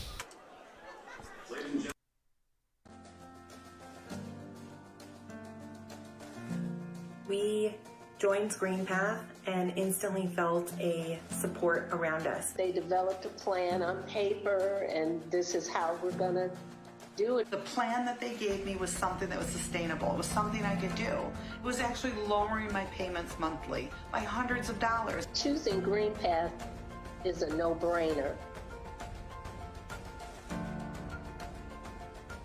You hear about the promo that Jimmy's John's got going on? 5 off 20? How they pulling it off? Magic? You got David's Copperfields in there? Show yourself, Copperfields! Jimmy John's. $5 off orders of 20 or more. So look at your Huntington Bank family cam and family of the game here today. Enjoying the game with some cotton candy, it looks like there. A beer on Thirsty Thursdays for that young lady right there. We thank everybody for tuning in and coming out to the ball game here today. Love me some cotton candy. It's good stuff.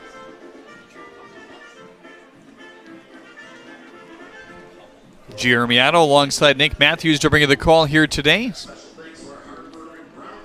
Say hello to everybody watching. Emily Toberg says, go Jackson.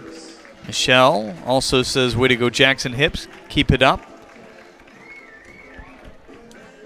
A lot of Jackson Hicks fans here today. Libby as well. KT. Laura K says hello at home as well. Chime in. Tell us what your favorite Polish food is on the chat.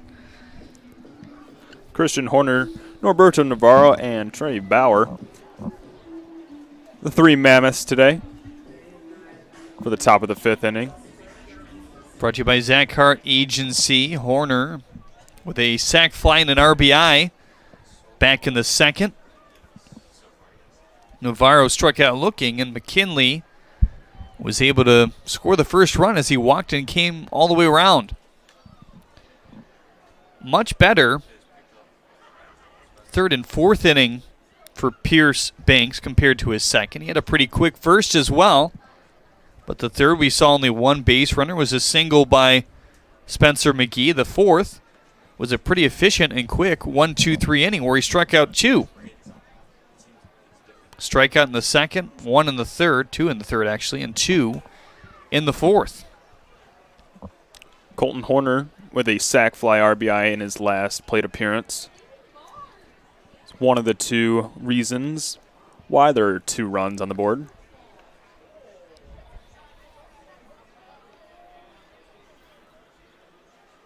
Here's the 0-2. Just off the corner as Gunnar Rainey looked to pull that back in.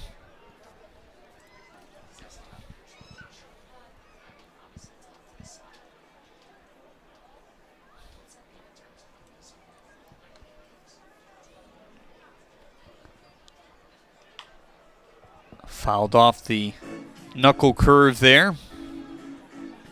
2-2.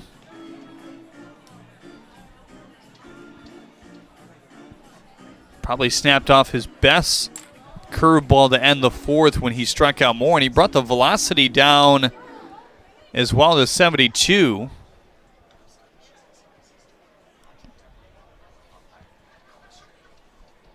Here's another one.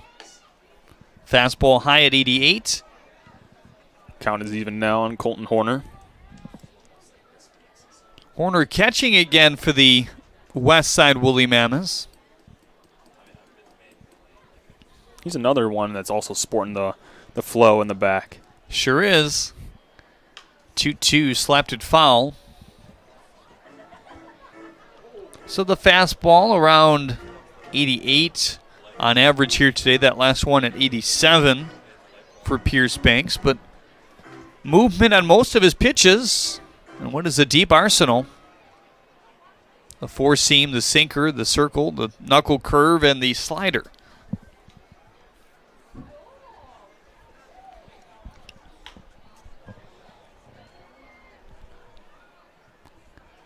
This one picked up for the first out.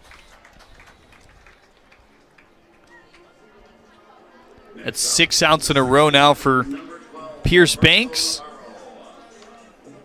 And 3 of those 6 have come via strikeout as well. Banks giving us a little bit of a mix today in his first USPBL start, both utilizing his fielders and also getting it done by himself. First pitch to Navarro, big swing at the fastball at 87 as he lifts it back. Just 2 singles in this game, both by Spencer McGee in the 2-hole here today. At bats in the first and third. 0-1 on the ground to De Los Santos. High hop for him, handles it fine. There was a nice dart over to first, 2 up and 2 down. And Pierce Banks, you'd think he might come out for the 6th inning, maybe. I mean, still only 69 pitches deep here in the 5th. Able to turn things around quite nicely so far here today. On that last ground out, De Los Santos had a nice adjustment. That he made that look very, very easy. Took a wicked hop.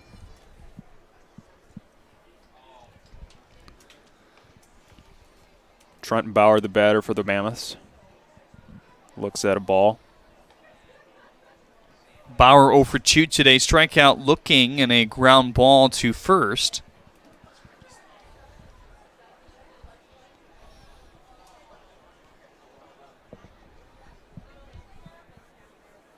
(1-0) popped him up. This one into the short outfield. Greg Vaughn Jr. quickly cutting that off, and it's another 1-2-3 inning for Pierce Banks. He's on a roll all of a sudden here in the 5th. Piloting a hot air balloon is my wife's passion, and she couldn't have a better wingman than my Chevy Equinox. Its stylish design rises above the rest, and with its 4G LTE Wi-Fi plus great gas mileage, Equinox keeps us connected mile after mile. With my Equinox, the sky isn't the limit. Lease a 2021 Equinox LT for just $189 a month. Put it in D and see why Chevy drives the Motor City. Visit ChevyDetroit.com. First State Bank is a locally owned and operated business. We're part of your community. At FSBCares.com, you'll find ways that we're making a difference by featuring locally owned and operated businesses, providing access to helpful financial resources, and engaging with community. FSBCares.com is part of our commitment to the neighborhood because strong neighbors mean stronger communities. Where good neighbors do great things. Member FDIC and Equal Housing Lender.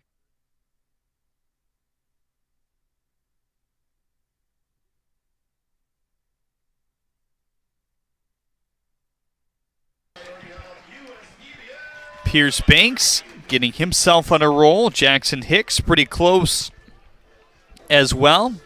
They would have a very similar line in the last couple innings if Hicks didn't give up a double with 2 outs in the 4th. But other than that, Jackson, since the end of the 2nd when he retired Gunnar Rainey on a ground out, is at a 1-2-3 inning in the third, and then struck out the first two batters he faced in the fourth, the double by Greg Vaughn Jr. and the ground out by Aberrett. Meet the Hoppers is coming up actually tomorrow. Both Friday fireworks as well. You can get your tickets at uspbl.com and show up at the box office as well. Ben McConnell, the new addition to the Diamond Hoppers, 1 at bat, 1 hit so far. And picking up right where he left off in the NAI college season, competed for Kaiser down in Florida, 356 average. He slugged .520 as well in his senior year. They really like his athleticism, has good speed. Had 29 steals this year in college out of 31 attempts. 1-1 is fouled off. Willie Martin, the director of player development here at the USPBL, likes his smooth swing and what he's seen in practice so far. So there's some things to look at for this right fielder here today. Still trying to gauge his arm strength in the outfield.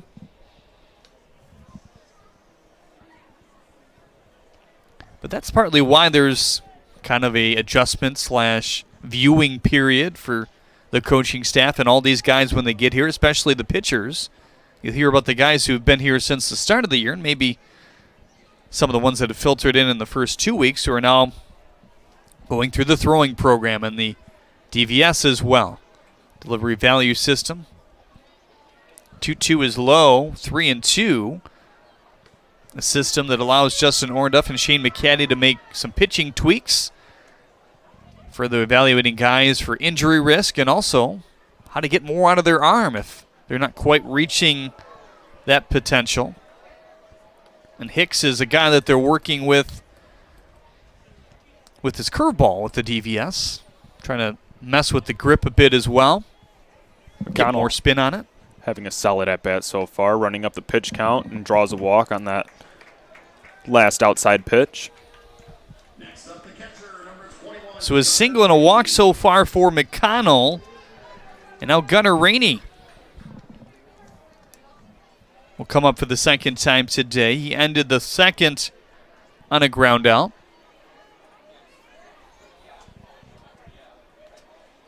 Laura K. Lombardi Chidsey says, my favorite Polish food is Polish sausage and sauerkraut. There you go.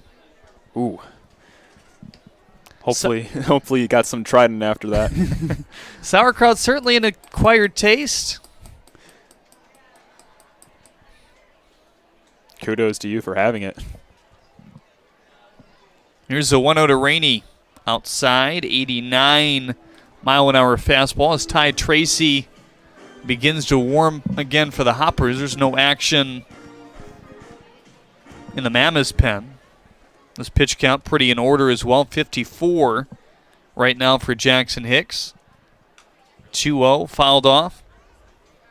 Taylor Jellikowski and company on the Mammoth side were hoping to get 6 solid innings from Hicks. You might see more than that if he gets through this 5th inning in decent order.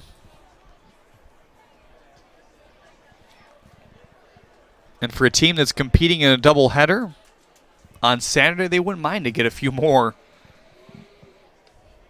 Likely Colin Ledbetter and Greg Lukin in the 2 arms available here today. Johnny Breidenthal is also down there. Kyle Luger could throw in an emergency situation, still coming back from that shoulder injury. Runner moving to second. What a tag, but not in time.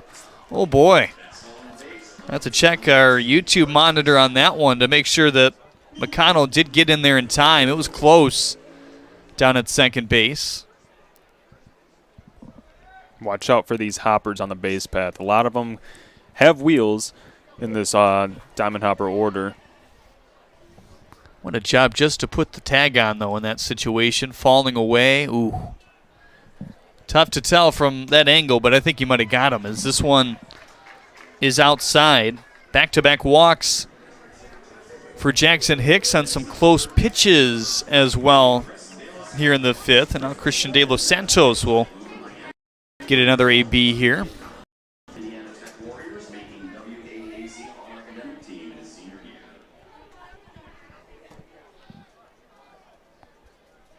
Top of the order, Juan Lopez Rios is on deck. The top 4 today have not recorded a hit and has struck out 4 times. Certainly the top 4 batters of this Diamond Hoppers lineup have produced most of the Hopper runs so far this season. Fastball at 90, zings in there for strike 1. Topped out at around 91. Here today has Jackson Hicks. It's kind of a tight range. He's on average around 90, topping out at 92 so far this year. Boy, and if he can add a couple more miles an hour, going to become a pretty big prospect here out of the USPBL. 1-1, there's the splitter inside. 1-2. He's used that a bit more sparingly here today, it seems, but the fastball's been working with him. Hicks certainly has definite farm system material, and if he can, like you said, increase his fastball a couple miles an hour more, he could have an even brighter future. 5 strikeouts now for Hicks as he gets De Los Santos to fan, and that delivery value system also looks at how to optimize your velocity, and we've seen it from guys either trying to come back from injury and pitch a little bit of a different way, or just trying to gain more out of their lower upper half and get more velocity. That has certainly happened in the USPBL quite a bit, as that plunks Lopez Rios to load the bases. Have not seen this at all out of Jackson Hicks. But pitching through adversity is something that every prospect has to go through as well, so it can be a big mark when scouts are looking at guys.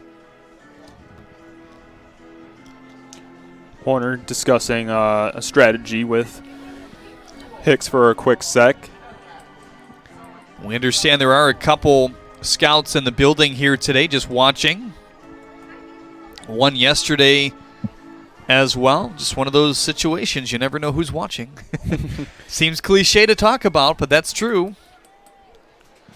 Last time I heard don't know who's watching was when my parents told me about Santa Claus.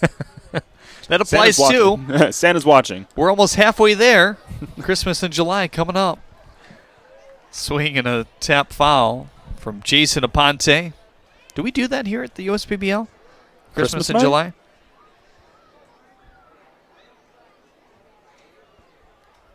If not, we should. A fun promotion to have. 0-1 into the glove of McGee. Scrambles back to the bag. Not in time. What an effort. As Lopez Rios barely squeaks back into first base. A couple nice shots from Aponte today. Both ended up in lineouts. That'll bring up Pedro Castellano now for the Hoppers with 2 outs. Bases loaded. Get a second look, boy. That was that was even closer than the naked eye indicated.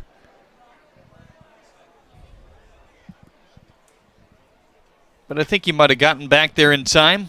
Navarro, Hicks, great job covering the bag and getting out of the way. And the defense shines again here in the 5th. Bails him out of a bases-loaded jam with only 1 out here in the 5th inning. They call me Prospects. Since the day I was born as a diver's watch, the challengers of the world have taught me many things. Life is not a numbers game. It's about challenging ourselves. No matter what happens, just follow your heart. These pioneers drive our generation forward. Not by setting records, but by never giving up. Keep going forward. Prospects. Available at Lucido Fine Jewelry. I'm all in with HR and Organizational Development Council. I'm all in with Marketing and Business Development Council. I'm all in with Operations and Member I'm all in with CEO Council.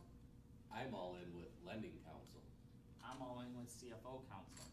I'm all in with Technology Council. Our credit union is all in with CUNA Councils. Welcome back to Jimmy John's Field, everyone. Great job by Jackson Hicks and company to work out of that inning. That last play went 4-1.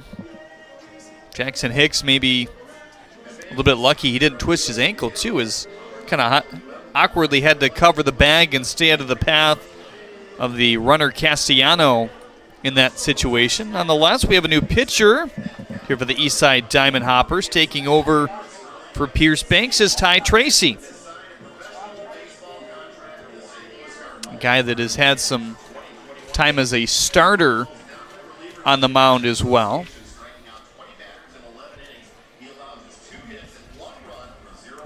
Tracy, 2 starts, 9 in the 3rd innings on the mound thus far. 3 runs, all of them earned. 3 walks, 2 strikeouts thus far. Fairly simple arsenal. Fastball, slider, changeup, and very heavy on the fastball slider. I mean, changeup not even 1% of the time so far. 76% fastball, 23% slider. Opponents are only hitting 206 against him, too. Fastball that gets up to 90. Slider has some decent wipeout to it as well. Pierce Banks, a really nice job to kind of reel things back in. It could have gotten out of hand in that 2nd inning when he walked the first 3 batters. In the end, only gave up 2 runs. And after that, gave up just 1 base runner. That was a single by Spencer McGee. Thought maybe there was a chance he came out for the 6th inning. Maybe a few less pitches, and Paul Noce would have considered that. But he goes with Tracy here in the 6th. It'll be interesting to see how long he goes because, again, we talked about it before the game. Paul Noce really has 5 starters at his disposal here. And a sure back-end arm. We know that in Adrian Cook. He's been there in that role all year. But you look at it, Carson Ferry, Ty Tracy, Ricardo Velez, Andrew Verbrugge. They've all started this year. You can add Pierce Banks to that mix as well.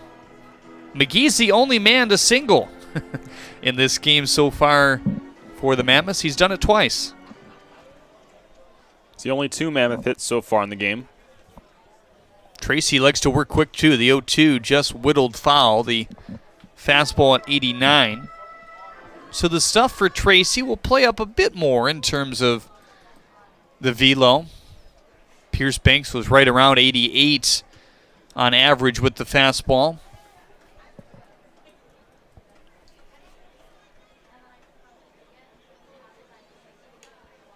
Slipped inside. Last outing for Tracy was on Friday. So that was a week ago tomorrow, I should say.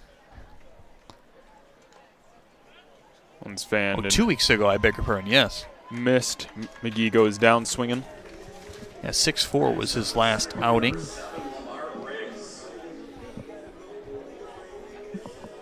As the sun dies down here at Utica Jimmy John's Field, also the wind's dying down too. Yeah, that American flag nearly limp in right center field now. Lamar Briggs looking for his first hit at a fielder's choice back in the 1st, and a fly out to right in the 3rd. Curveball on the ground, past the diving glove of De Los Santos, but foul.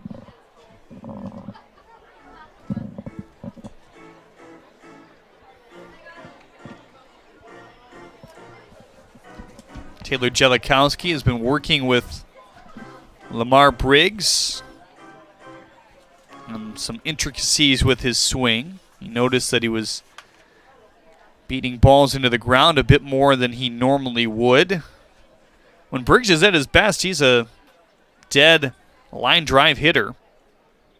This year only around 20% on the line drives, 30% on the ground balls, and 40% on the fly balls as the fastball reigns outside, 1-1.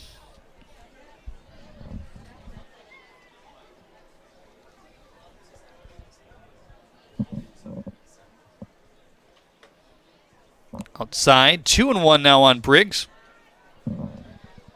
No further action in either bullpen currently here in the 6th inning. And if you're wondering, yes, we are playing a full 9 innings as long as the time limit allows at a 7:12 first pitch here today. 8:42 is our time right now. No inning can start after the 2 hours and 30-minute period eclipses. But if we are tied, we'll have what is considered extras if we haven't hit the 9-inning mark at that point until a winner is declared. Fly ball to left field. That's on a line hugging the foul pole, and it is gone. There's the line drive from Lamar Briggs. That's good to see, his first bomb of the year. He looked good in BP today, and it was just bound to happen. 3 for 12 coming into play today before that at bat. 3 for 14, but yeah, certainly looking good in BP and carrying it into the game now. It's his first one of the season.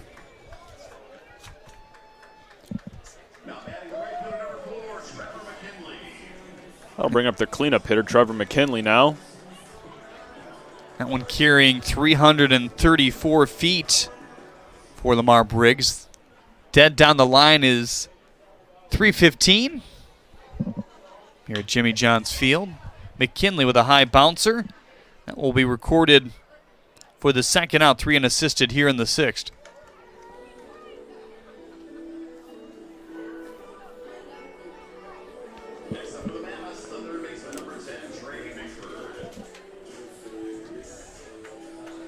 Briggs' shot got out of here in a real quick hurry. Sure did. You could tell right off the bat. As long as that thing stayed fair, it was likely going to whistle out of here. Trey Bigford looks at a ball outside. We certainly had some no-doubters this year.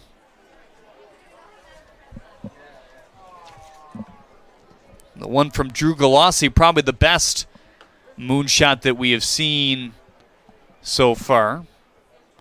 Looks like 2 doves have rested on top of the backstop. Oh, one is away. Now the second one flying away as well. Certainly caught the attention of a bunch of fans right below us. Yeah, some awes. Not oohs and ahs, but awes. 2-1 on Trey Bigford there.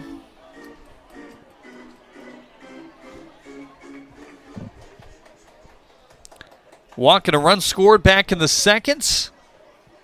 Some nice plays defensively so far here today. Playing in the corners with Spencer McGee. McGee has also had his moments. 3-1 on the ground to Lopez Rios. Nice easy hop for him. Throws it in tight over to first base, and that's it for the 6th inning. Second home run given up on the year for Ty Tracy is a big one for Briggs as it extends the lead.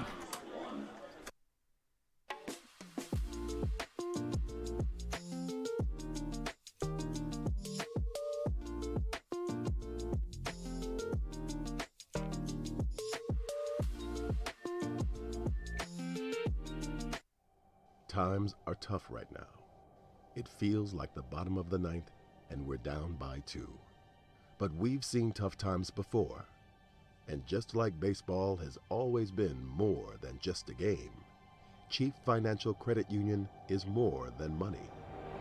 So it might be the bottom of the 9th, but we're the home team, and we've got runners on base. Batter up, America. It's time to play ball. Check your checking. If your account doesn't get you pumped, amped, or geeked, make the switch to Genius Checking from Genesis Credit Union. It's just genius. shake it off here at the ballpark. Ribby getting into the action here today. Phil says hello from California. Go Mammoths on YouTube. Maria Briggs checks in on Facebook as well. Thank everybody for tuning in on what is a really hot and warm day here in Metro Detroit on a Thursday. Early Wednesday start to league action. We'll have 2 straight Wednesdays at the end of June here to finish things out. And overall, 4 more Wednesdays as well, 2 in July and 2 in August. An opportunity just to get a few more games in, along with those scheduled double headers that will accomplish that as well. Here's Nick Kreitzer. He's going down in pretty quick fashion against Jackson Hicks so far here today. Went down on 3 pitches, all swinging in the second. Was able to be a bit more patient in the fourth. He worked a 2-2 count before striking out again. So Hicks had 66 pitches here. 5 Ks thus far. 1-1 carried foul.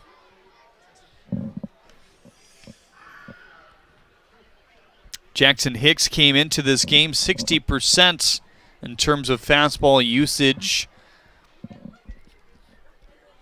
Might even be a bit more higher here today. 1-2 away, 2-2. That's the splitter.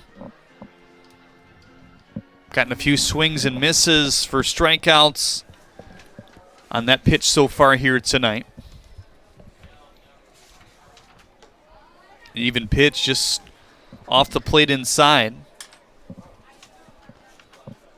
Fastball. Almost acting more like a splitter, it seems, here in the 6th inning with some of that movement, but the velocity is much higher. Splitter averaging 82 to 84. Fastball right around 90-91 as he walks his 3rd batter in an inning.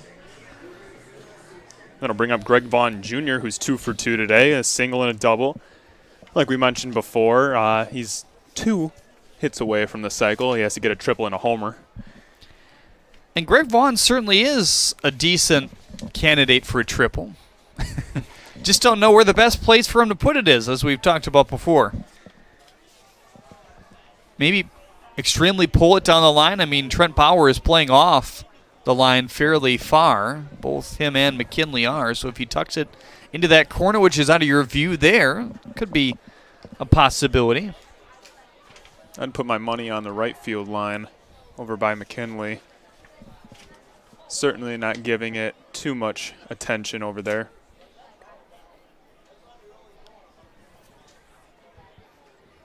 Kreitzer stays honest. Here's the 0-2. Single back in the second, double in the fourth. He scored the Hoppers' only run back in the second, as well as the man was moving to second base. He took advantage as Navarro cut it off. Wasn't really paying any attention to the runner going home. Not much he could do anyway. This one slicing its way to right. McKinley backpedaling for the first out. He must have heard us. He was aiming for the fences on that one. And if that wind was still blowing at the same click that it was at the beginning of the game, he might have had a shot. That was the splitter that he drove the opposite way.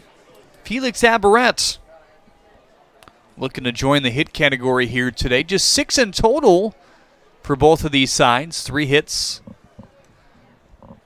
and 3 runs so far for the Westside Woolly Mammoths and no errors. 1 run off 3 hits and 1 error for the Eastside Diamond Hoppers.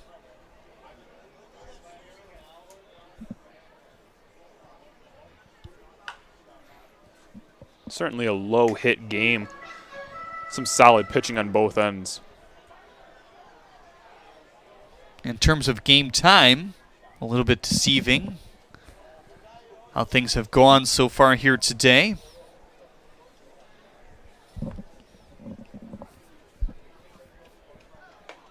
Splitter stood him up a bit, 2-1. Aberrett popped out to McGee over at first and got robbed of a hit by the nice play by Guzman behind the bag. There's Colin Ledbetter tuning up. Back towards the stands. Horner gonna snag it.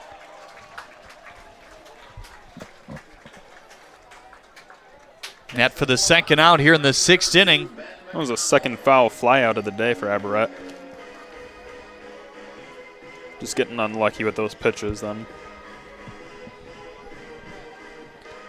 Here's Ben McConnell again. He's had a nice start to his professional career. Single in the 2nd, walk in the 5th. I'm sure it's always a nice sigh of relief when you can get a hit right away to start your professional career. Takes the pressure right off of you. It makes you find your groove a little bit faster, especially just breaking the ice like the way he's done, reaching base both times. Guy that showed at the NAI level at a pretty good institution for baseball in Kaiser that he can swing the bat. Swing it with some gusto as well. 6 home runs this year. 3 triples as well. Speaks to his speed.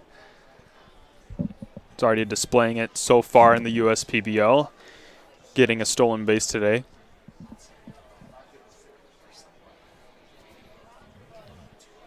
Here's the 1-1. Low and in. Seeing pitches pretty well in his last 2 at-bats as well. He had a 3-2 walk in the 5th. Now ahead in the count again here, 2-1.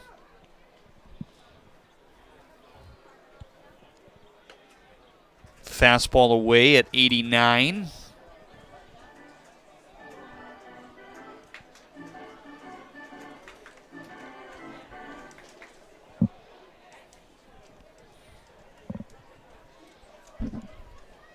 Second 3-ball count we've seen from Hicks here in the 6th inning already, and that forces another walk. So now that's the 3rd time that Ben McConnell's reached base today. So far he must be thinking, this was pretty easy. Not too bad. And against a pretty good pitcher, too. One of the better arms in the USPBL that we have seen this year. Hicks entering today with a pretty slim ERA. Solid strikeout to walk ratio as well. And 2.40 ERA. Averaging 10 walks per 9. Or 10 strikeouts per 9, I should say.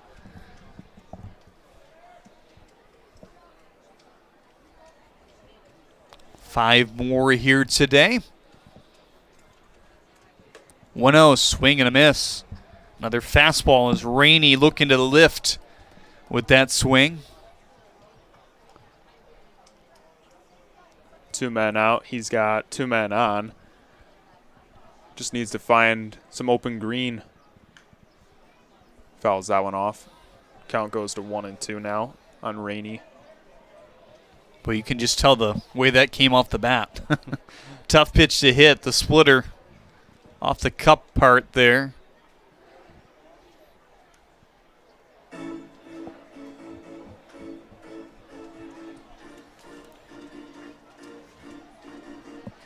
One and 2 on this Hoppers catcher. New-ish to Paul Nochi's team. Golfed it just fared on the third base line. Nochi going to wave around Kreitzer here. Maybe a play at the plate. It is cut off by Hicks. And just like that, it's 3-2. There it is. Like I previously mentioned, just needed to find some open green. And he did just that in an RBI single for him. Nice read by Kreitzer as well. Not going to have the most speed certainly in the league, but he read it well, realized that he had to get to third pretty quickly and make a nice turn. And in the end, that's probably going to knock Jackson Hicks out of this ballgame. Taylor Jellikowski looking to get him 6 complete here today, but a few walks and an RBI single by Gunnar Rainey, which is his first professional hit. Previously 0 for 7 with a walk coming into that at-bat. And we will see Colin Ledbetter come in for Jackson Hicks here, one of the two arms that the Mammoths anticipated using here today. Ledbetter and Luukkonen are the two likely fellows you'll see besides Jackson Hicks. Take a deeper dive at Ledbetter when we get back.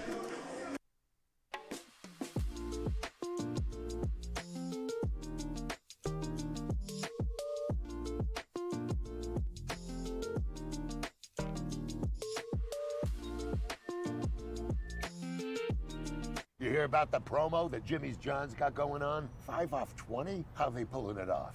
Magic? You got David's Copperfields in there? Show yourself, Copperfields! Jimmy John's. $5 off orders of 20 or more.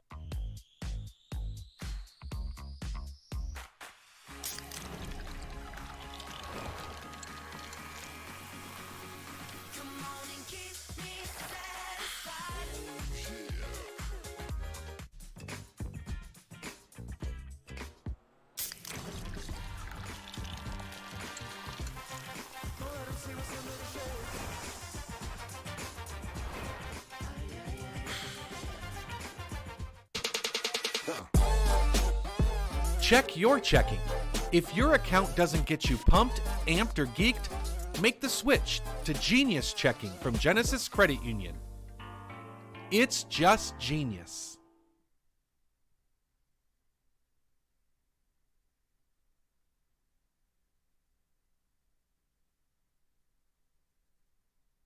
Colin Ledbetter looking to finish off this sixth inning here for Jackson Hicks.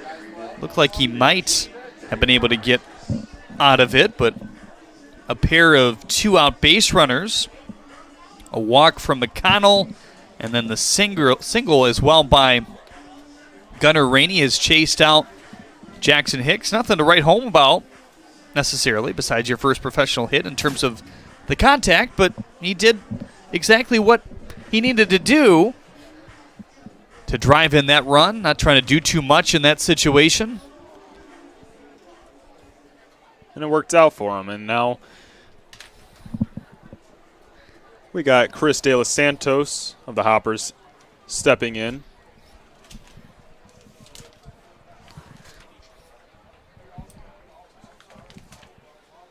First pitch on the ground to the shortstop. Guzman ranges over, feeds to second, and Navarro dropped it. Oh boy. You don't often see that from either Navarro or Guzman. Guzman made a nice play, but Navarro will pick up an error here in the sixth. And that will load the bases with hoppers. That'll bring up the top of the order for the Hoppers now. Lopez Rios hit by pitch today, looking to add to his stats here with all frogs on the pond. It's surprising that they've kept Lopez Rios hitless in this game so far today. Pure ground balls and a hit by pitch. He's been on a pretty nice roll. Paul Nochi likes the way he's been playing the shortstop position as well. Somebody that can play all over the infield, but has mostly been the everyday shortstop for the Hoppers. Fastball sliding inside 2-0. This is already the seventh man to the plate in the inning, the most that anyone has brought so far in this one.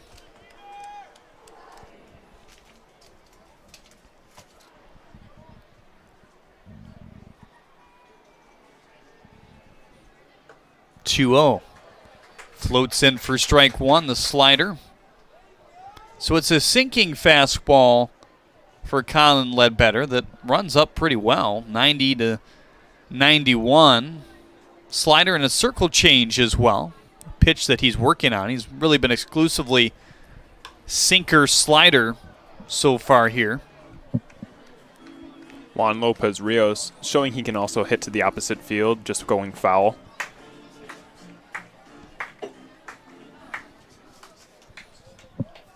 Something that you don't see too much of, opposite field hitting and opposite field power too.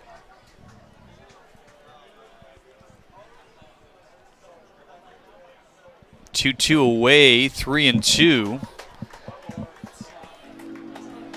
You talk about that. I was talking to Taylor Jellikowski around the batting cage here today, one of the co-managers for the Westside Woolly Mammoths, talking about Trent Bauer, and he said, yeah, he's old school. He likes to hit it the opposite way a bit, and he was encouraging to pull the ball. You're a good hitter.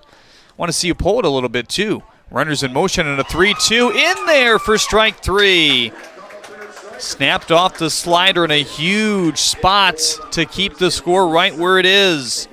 After the error to load the bases, Ledbetter gets a big one in the 6th. At Fifth Third Bank, we're working hard to make banking a Fifth Third better. With free checking and fraud protection services, 166.7% is possible. 166.7. This is banking, a Fifth Third better.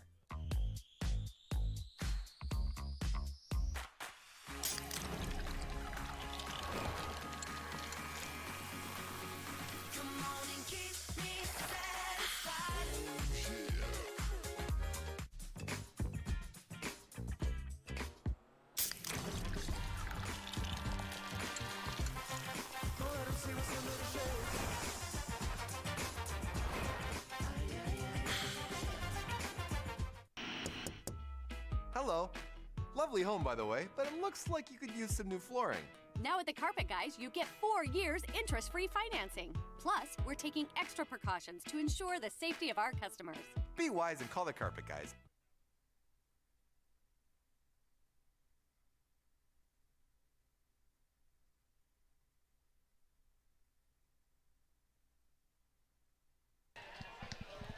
Welcome back, everyone, to Jimmy John's Field. Polka Band playing all night long. That's your Dwayne Malinowski Polka Band, live from the Michigan Schools and Government stage out in right center field. Always a good time to sit on the berm. You see a number of people chilling out there, dancing. Somebody with their cell phone out, taking some video. One of the many reasons why you have such access to all the entertainment going on, not just on the field, but great sight lines certainly, but also close to the bands and everything else that is happening. Ty Tracy on for his 2nd inning of work. He relieved Pierce Banks after what was a 1-2-3 inning for Pierce. The one blemish is a big one, which extended at that time the Westside lead to 3-1 off the bat of Lamar Briggs. Otherwise, we'd be tied. Line drive, home run to left, the first of the year for Lamar. Caught a pitch right over the heart of the plate and just slapped it over the left field wall. And that's also something I was talking to Taylor Jellikowski about before the game as well. He's like, yeah, I feel pretty good about my lineup. My roster is fairly confident, maybe a couple tweaks in between, this Saturday when they play last and the doubleheader and the college showcase, which will happen this Sunday and Monday. Right now, I believe there's around 15 guys in that pool for the tryout. They're hoping to get it to around 30. But nonetheless, Taylor fairly happy with his lineup. But he said, yeah, that's the one thing that I'm lacking. If I could get some power in there at some point. And Lamar Briggs can certainly supply that. Trevor McKinley has shown that he can do that. Those guys hitting in the middle of the lineup here today. But that can be big for this Westside team. Not something that you not necessarily had to worry about last year because there wasn't a lot of home runs hit. I can almost guarantee that we've already surpassed the number we had last year, as this one is in for strike 1 on Guzman. Certainly both the players and the fans and just spectators in general love to see the long ball. You're seeing that more and more these days where players will have what is called the launch angle, being able to swing up on the ball and just let the angle of the bat carry the ball out of the park. We briefly, before we went to break, mentioned that the old school, nostalgic of opposite field hitting.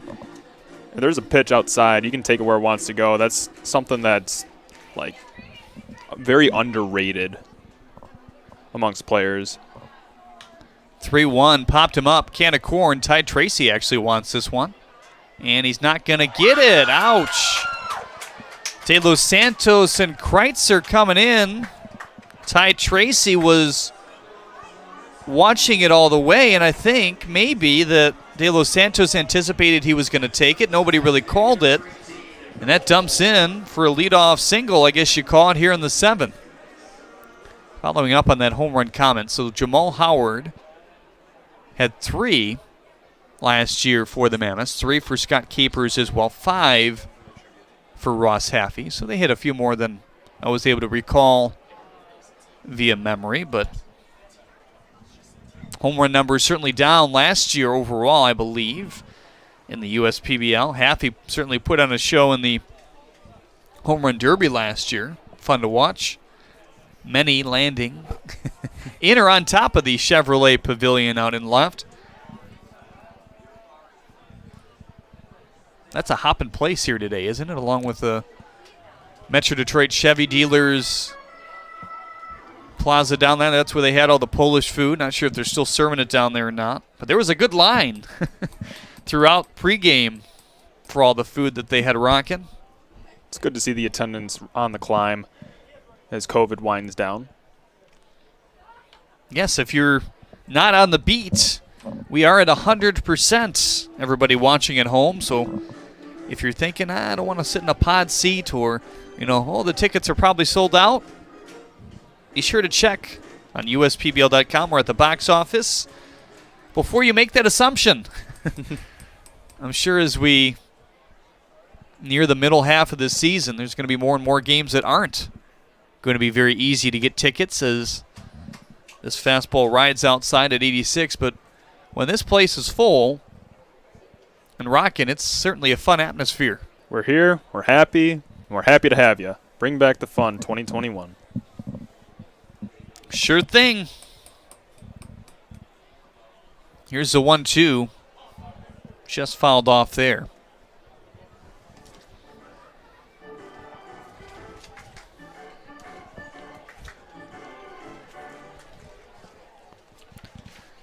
So we mentioned this is the first appearance of the bullpen this year for Ty Tracy.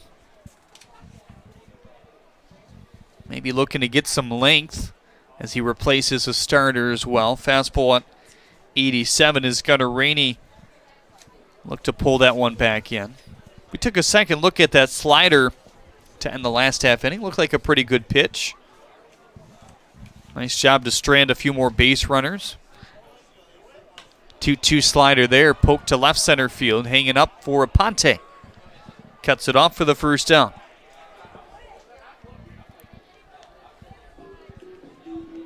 First time Moore made contact today, just didn't it fall in his favor.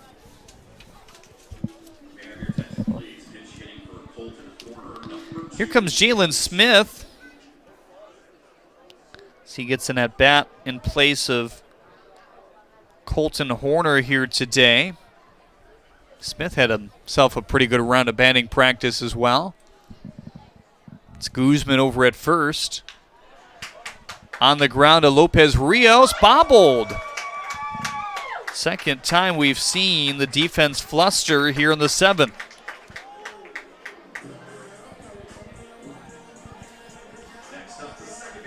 As we're about 2 minutes away from the 2-hour mark in this game, just to keep an eye on that. Top of the 7th here. Not looking like this pace will reach a full regulation 9 innings. You got to be careful with that because we did yesterday, but it was technically extra innings, so kind of confusing. But if it's after the 2-hour and 30 mark and we're still tied, it will be considered extra innings going forward, whether it's the 8th, the 9th, the 10th, the 11th, whatever it may be. First pitch slider to Navarro off the plate outside.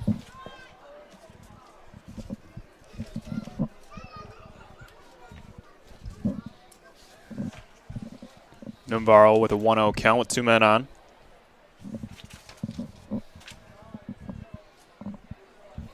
Here's the pitch. Up high, 2-0.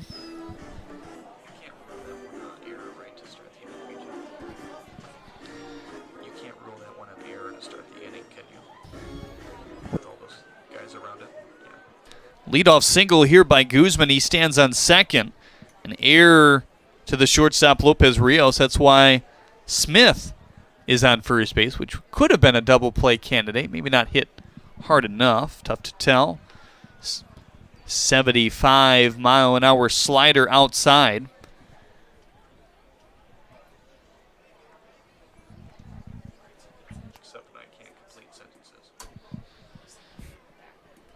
Trent Bauer, your Zach Hart agency man on deck. The 3-0 is in for strike one. That one had good movement on it. Caught the outer edge. Yeah, a bit more spin than you normally see on a slider, but we've seen that out of these last two guys. I mean, that slider that ended the last inning looked more like a curveball. That one loops in similarly as well, but remains high. And now the pond is full of Mammoths here in the seventh.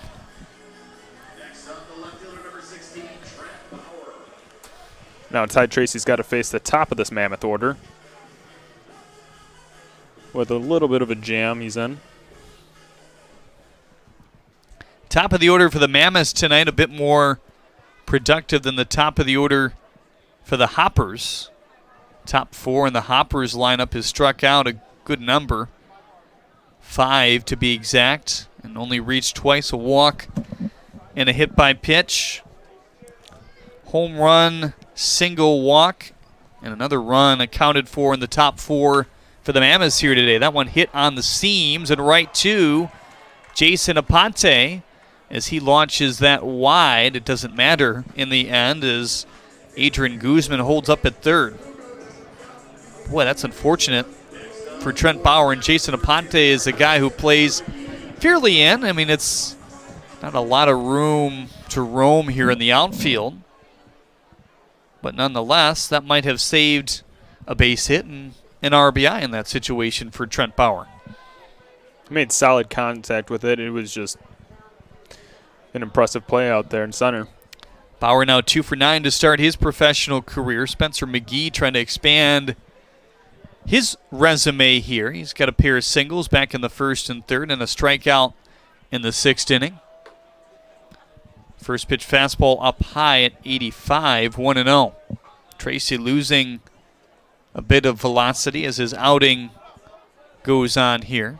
Making a slight adjustment coming out of the bullpen, and he was up and down several times, stretching, probably through 2 or 3 separate times in the bullpen before coming in as Pierce Banks got into some trouble early.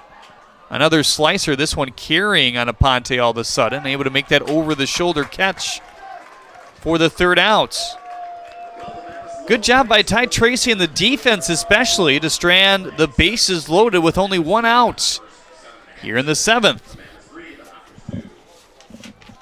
Well, now time for your Genesis Credit Union 7th inning stretch here today, and take me out to the ball game as we'll try to time it up with the words here.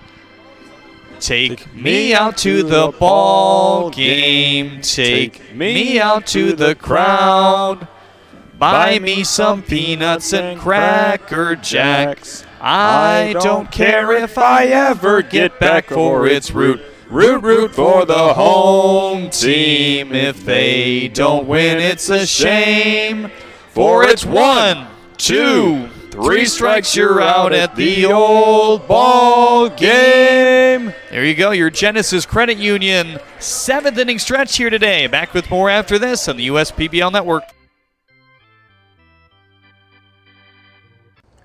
There's nothing better than a ball game at Jimmy John's Field and a cold beer from Midland Brewing Company. Hi, I'm Kyle, the head brewer at Midland Brewing Company, here to wish you a stellar time making memories at Jimmy John's Field. And we hope that you're living it up with a Copper Harbor Ale in your cup. You can find more of our selections here at the ballpark and around town at your favorite bottle shops too. We hope you have a ball at the game, and remember, enjoy responsibly. Let's play ball.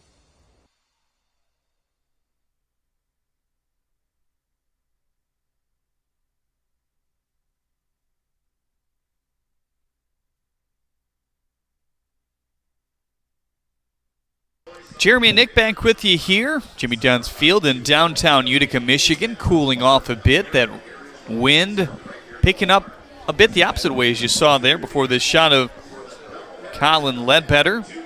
Ledbetter came in a very important spot, trying to hold on to the lead in the 6th inning with things getting off the rails a bit for Jackson Hicks compared to how it has gone leading up to the 6th inning. It was on a decent roll.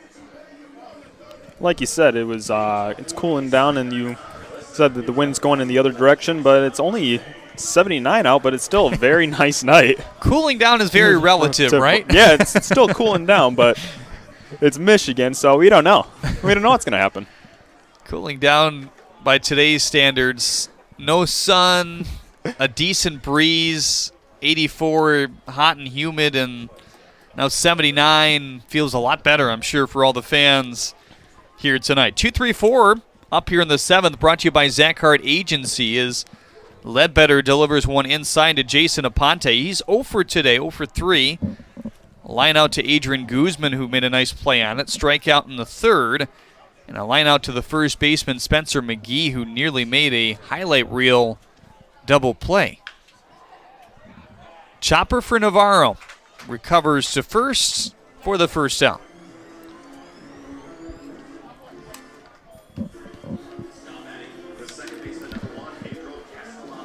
Now it's Pedro Castellano. He is also 0 for 3 so far today. Similar line to Aponte in terms of his results. Pair of groundouts for Castellano. On deck is Nick Kreitzer.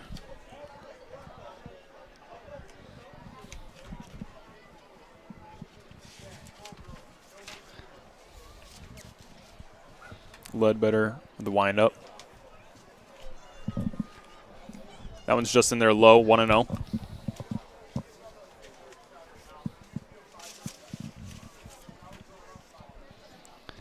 Ledbetter with just single inning outings coming into today for a total of 3 innings pitched and just 2 hits given up. 1-0 on a line, and that's going to drop. Carry to the gap a bit as Trent Bauer cuts it off in time to keep Castellano over at first base. Ledbetter's last outing on the 13th of June. No hit, 1 inning. Just 11 pitches to record a strikeout as well.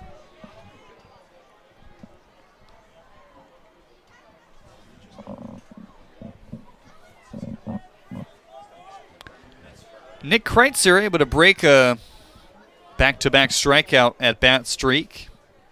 Coaxed a walk in the 6th inning. Cue balls that fouled on the third baseline. Hicks had him figured out for a good amount there, but you could see the at-bats continually getting better, and all of them were against Jackson Hicks until this moment here in the 7th. Struck out in 3 pitches, was late on each of them. Then battled back a bit in the 4th and coaxed a 2-2 count and was able to get a 3-2 walk in the 6th and came around to score. Second run for the Diamond Hoppers. Hits this one on the screws. Diving play by Briggs, and he caught it. Has a chance at a double play. Bingo! No, he dropped the baseball.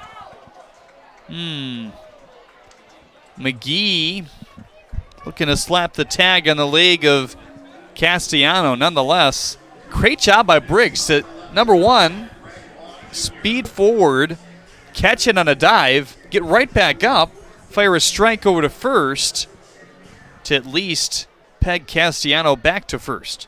Solid effort there from Briggs. And that transition is not an easy one to make. Like you said, diving head first. But the transition from him on the ground to his feet was very quick. Ooh, that one got away. Greg Vaughn Jr. gets plunked, just a 74-mile-an-hour slider that time from Ledbetter, straight in the back, so probably doesn't hurt that bad. Does extend the inning now for Felix Aberrett, trying to break his 0 for 3 tonight. As we mentioned earlier, it is a trend or a common theme in this league. As players get more at-bats, like second, third time around in the rotation, better results favor the batters as they figure out the pitchers a little bit better. Slider outside 1-0. Dave Page, one of our watchers consistently on YouTube, says just left for tonight and go Hoppers. We actually got the first bingo here tonight. There you go. Here's the 1-0. Slider again fights its way inside. Pam Bendelli, Roger Kane, also checking in on Facebook here tonight in the chat section. You can do so as well each and every game on the USPBL network. Live on Facebook and YouTube each night. Love to hear those comments. 2-0 low. Decent lead for both of these guys as they're not being watched very closely with 2 outs, especially Greg Vaughn Jr. over at first. It's a good mound visit for Noah Moore, taking over at the catching duties.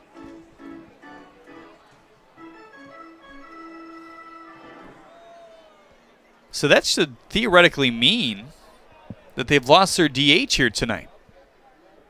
Noah Moore, the designated hitter.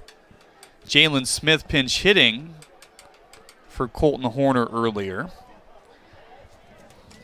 Not sure I've seen that here in the USPBL. Not sure what their take will be on it.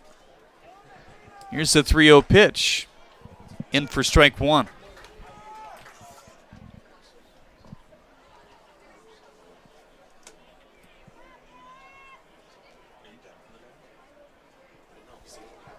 Felix Aberrett looking to get his first hit of the day, and this would be a big one, especially with a runner in scoring position. Sneaks inside, and now the bases are again loaded. We have now seen the bases loaded 3 times in the last inning and a half.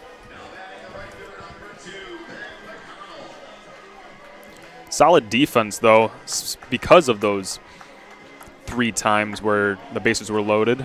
And here's another mound visit. This could be it.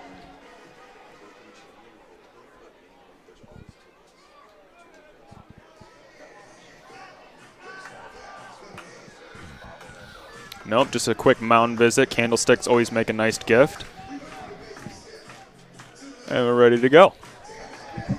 Taylor Jellikowski just saying, hey, this is your inning. Get him here. There is no action in the Westside Woolly Mammoths bullpen currently.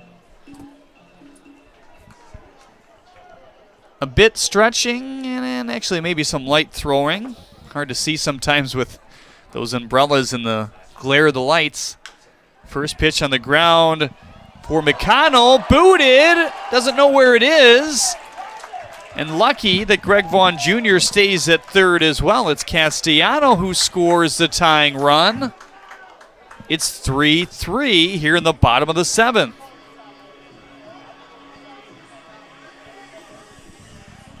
So another error, 4th combined of the game. On the high chopper to first. That was a very high chopper. You could see on the YouTube monitor, McGee was kind of in between whether he should wait on it or directly attack it down the first base line, and this gets by Moore. Another run is around to score as Greg Vaughn Jr. is in standing up, and the Hoppers snatch a lead now, 4-3.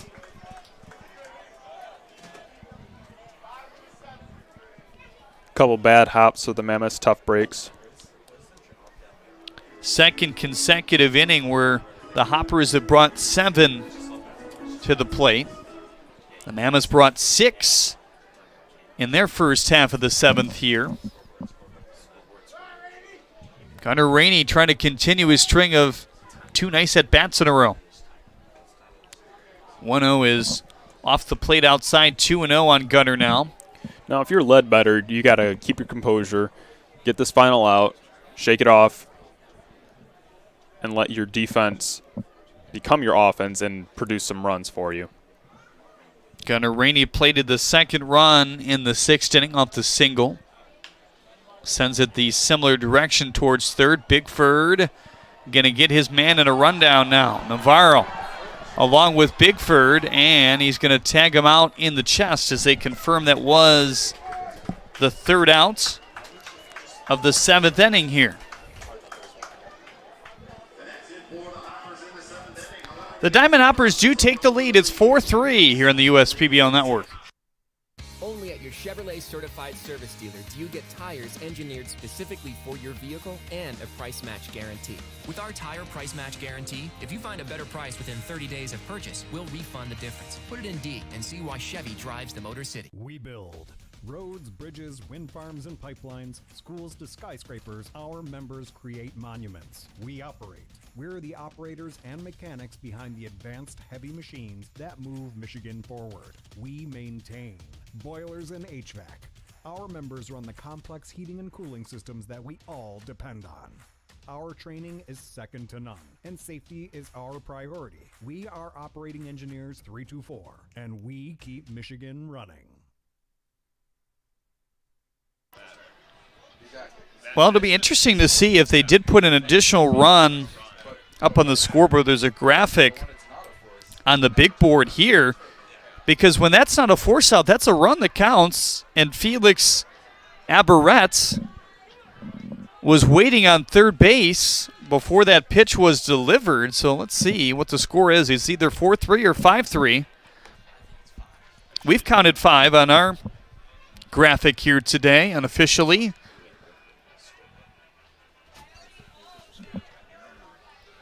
Either way, it's a big inning for the Eastside Diamond Hoppers. It's either 2 or 3 runs in. Small ball-esque, I guess you could say. Nothing too flashy in terms of how they scored those runs. That's the name of the game with the Diamond Hoppers thus far. And we got a new pitcher for the Hoppers. It's Carson Ferry who goes here.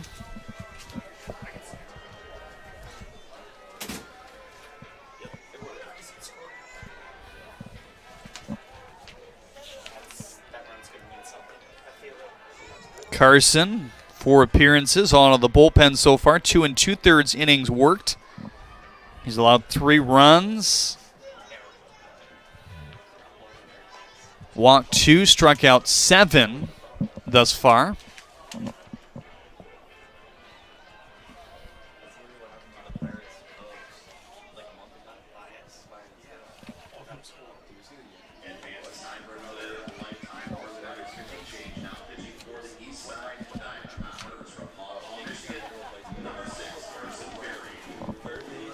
Carson Ferry sporting a nice mustache as well. Add that to his stats too. His last outing, no hit baseball, no run as well. Not even a full inning's worth of action. Got the last out in the inning he worked on the 12th of June. And he's greeted with Lamar Briggs, a guy who took a very nice swing with 1 out in the 6th inning to land himself a home run into left. And yes, we do have 5 runs on the scoreboard. Aberret, Castellano, and Greg Vaughn Jr. all scored in the last inning. So the situation, there was 2nd and 3rd before that pickle was created for Ben McConnell between Navarro and Bigford and Guzman on the left side of the diamond. And that pickle also gets you a half-off pickle pizza tomorrow at Sherwood Brewing Company, just not too far from Jimmy John's Field here in the surrounding area. Tell them you saw it on the broadcast, and you can get yourself a half-off pizza tomorrow. Ever tried one of those? I have not, actually. Pickle pizza. That's an interesting concept and a great plug, too. It's better than you think. I liked it. I'm a big pickle guy, but, like, on pizza? That's most people's reaction. 1-0 is up high, 2-0. But we had it several times after that promotion obviously ran in the press box the following day. And thumbs up. So go try it at Sherwood Brewing Company tomorrow. Briggs is 1 for 3 today. Had a fly out to right in the 3rd and a fielder's choice back in the 1st as well. 2-0. Fastball away at 90.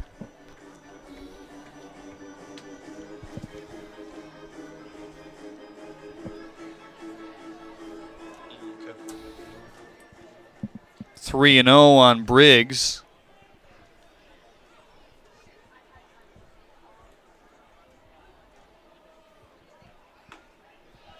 In for strike one, and here's our favorite time when we talk about this time limit now, because our first pitch today was 7:12, right? Yep, 7:12. It is now 9:32. Our director, PJ Gradowski, was whispering in our ear before the last pitch. Here's the 3-1 in for strike two. They have decided as of yesterday, so the 8th inning of play, not, complete to the 9. We probably won't get there here today, but say we hit time right now in the top of the 8th inning, the home team will still bat, which I think is a good move. I mean, it makes sense. Give it a more natural end feel to the game, as this one is in for strike 3.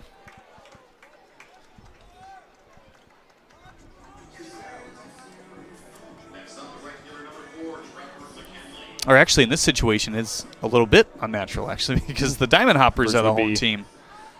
Winning, yeah.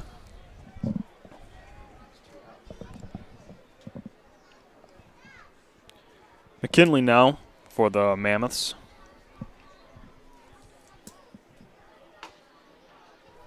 First pitch in for strike one. And the important thing about the time limit is you cannot start a new inning after the 2 hours and 30 minutes has eclipsed. 0-1 slider in at 76 for strike two. Or curveball, I beg your pardon. Acted more like a slider that time. Two-seam curveball changeup, the arsenal for Carson Ferry. Been heavy on the fastball at 78%. Curveball around 19%. Changeup just used a handful of times so far this year.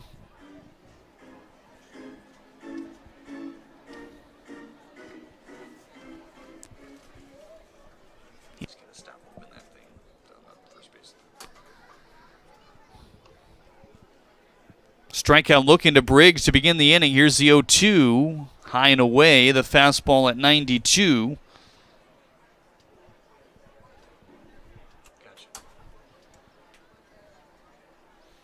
McKinley with a walk that seemed like a long time ago back in the second inning. Took some good swings in that at bat, though. He definitely worked the count from a 1-2. Drew a walk, got a couple spoils in there. It was solid plate appearance for him. Big time gap for him right now in right center field. Aponte in and way over to the left to the second base bag here. 2-2 swing and a miss. Elevated the fastball at 91. That's kind of been the sweet spot here today. Really haven't seen many fastballs higher than 91. It's been right around 88, 91 on average probably for all these arms, and that is going to be it for Carson Ferry. He faces two batters here in the 8th. Yeah, Carson, both batters he faced, both Ks. Quick work, situational for him, and he's going to get a pat on the butt and a good night. Paul Nochi going to the bullpen for the third time here tonight, the fourth arm used. We'll check that arm when we get back here on the USPBL Network. The Carpet Guys give you warehouse direct pricing and customer service that will knock your socks off. Now at the Carpet Guys, you can get 4 years interest-free financing. Plus, we're taking extra precautions to ensure the safety of our customers. Let the Carpet Guys bring the store to your door with prices that will knock your socks off. Be wise and call the Carpet Guys at 855-4MY-GUYS. Locally owned and supporting Michigan families. Be wise, call the Carpet Guys at 855-4MY-GUYS. They call me Prospects. Since the day I was born as a diver's watch, the challengers of the world have taught me many things. Life is not a numbers game. It's about challenging ourselves. No matter what happens, just follow your heart. These pioneers drive our generation forward. Not by setting records, but by never giving up. Keep going forward. Prospects. Available at Lucido Fine Jewelry.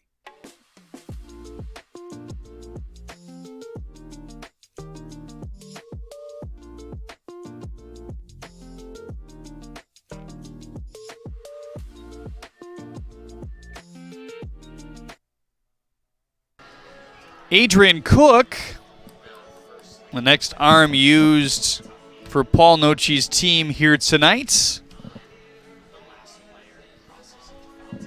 Certainly one of those arms to watch as well. Had a bit of struggles recently, 4 2/3 innings. He's given up 5 earned runs so far this year, 4 walks, or make that 5 walks to 4 strikeouts, and his manager even got behind him at the end of the first game of the doubleheader. Paul Nochi ejected pretty emphatically, trying to allay, look, the game should have been over, and that's kind of what he said to the home plate umpire. It's good to know as a player that your manager cares enough to get thrown out.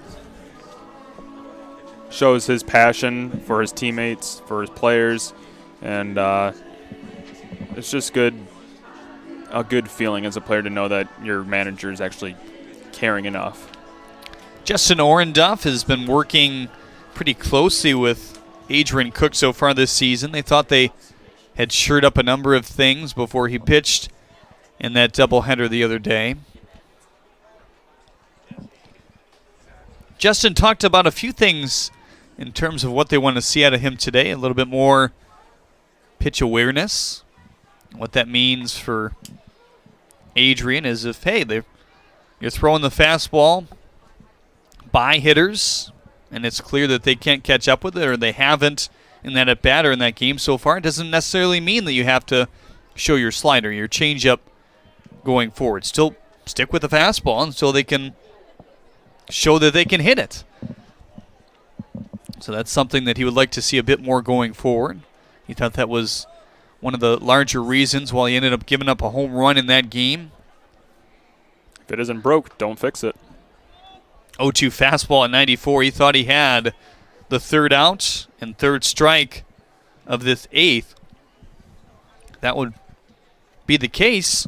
Him and Ferry would strike out the side combined.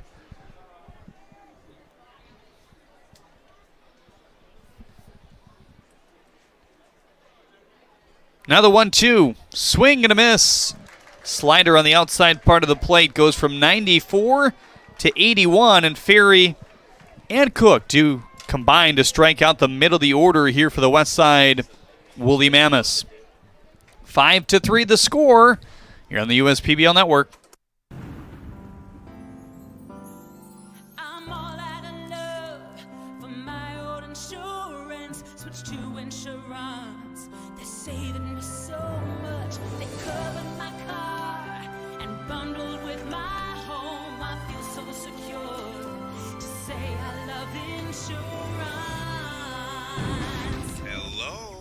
Insurance. Goodbye, insurance. Hello. Insurance. Get a quote and save up to 20%. As your neighbor who works at Ascension, Michigan, and a cardiologist who's practiced for more than 20 years, I'm going to keep asking, how are you feeling today? Your care can't wait. Getting care sooner can mean catching things before they get worse. At Ascension, Michigan, our ERs and our hospitals and other sites of care are maintaining strict precautions for your safety. Studies have shown that people will get care sooner if they're encouraged by their doctors, family, and friends. Get the care you need at getascensionmichigancare.com.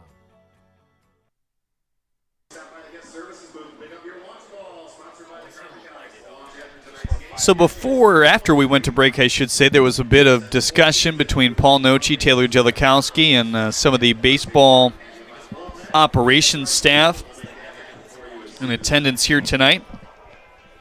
This likely is a complete game because we're just a couple minutes away from the time limit. And I mean, I don't think there's any way we get out of this thing before the time expires. But what has been decided is to give these pitchers some extra throws, to give these hitters some extra ABs in a developmental league. Here in the bottom of the 8th, but likely, again, this game probably is in the hand of the Hoppers currently. They just have a chance to add to what is already a victory here tonight.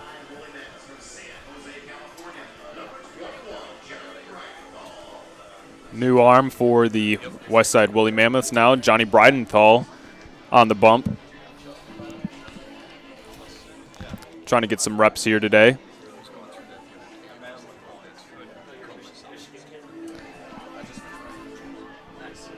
Gunnar Rainey, Christian De Los Santos, and Juan Lopez Rios, your Zachart agency man on deck.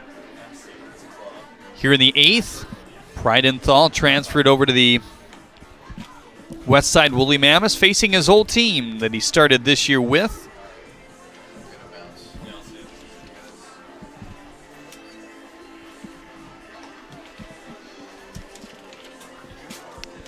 He has pitched in just 2 games now after tonight. An inning and a third, his first outing, 2 runs given up.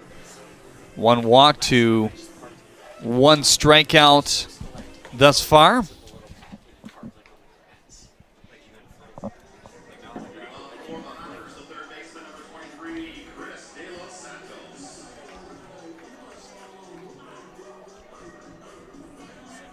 Sandy Wilton shouts out our host families here today. Sue Matthews says, love the candlesticks reference from Bull Durham. Nice job announcing. Jeff Matthews compliments us as well. We appreciate it. Jeff? It's 2 lovely people right there. Sure is. Line drive flare to right. Trevor McKinley picks up the first out of the 8th inning.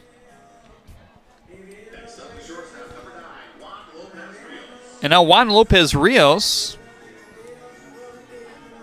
will bat again here in the 8th.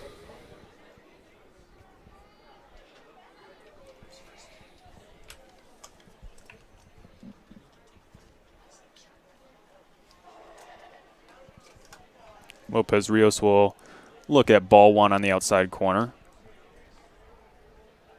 He's reached base once today on a hit by pitch. Still looking for his first hit of the day. Surprising to say that. Off to an 8 for 21 start coming into today. Also has 3 stolen bases. Loops this one down the line. Bobbled by Trey Bigford. Scoops it up, throws, and not in time. Not sure what you ruled that one. Kind of roped down the third base line, but a play that Bigford probably at least should knock down. It was going to be a tough play across the diamond anyway with the long throw. I think that you'd rule that one a hit. It was just not really playable.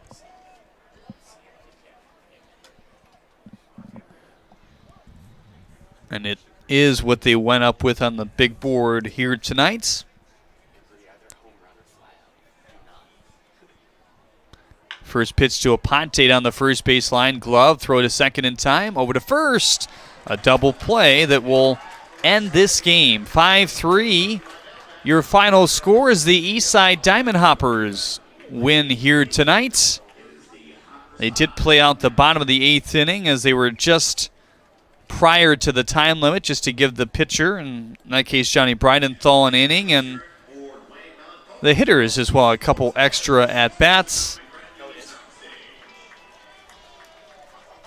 And just to make sure, I think the players are confused whether it is in fact over, but the umpires are walking off the field into left field, so that is a complete game here today. 5 runs off 6 hits and 2 errors, 3 runs off 4 hits and 2 errors for the Woolly Mammoths here today. Nick will catch up with our player of the game and our Honor Lab postgame show after this here on the USPBL Network.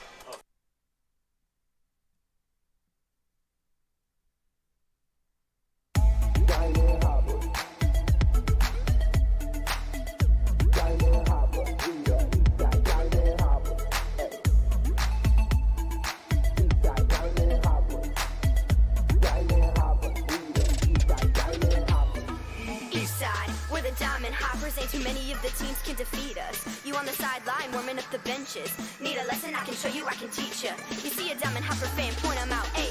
5 ball, catch a frog, walk it out, ayy. Every time we score, I'm throwing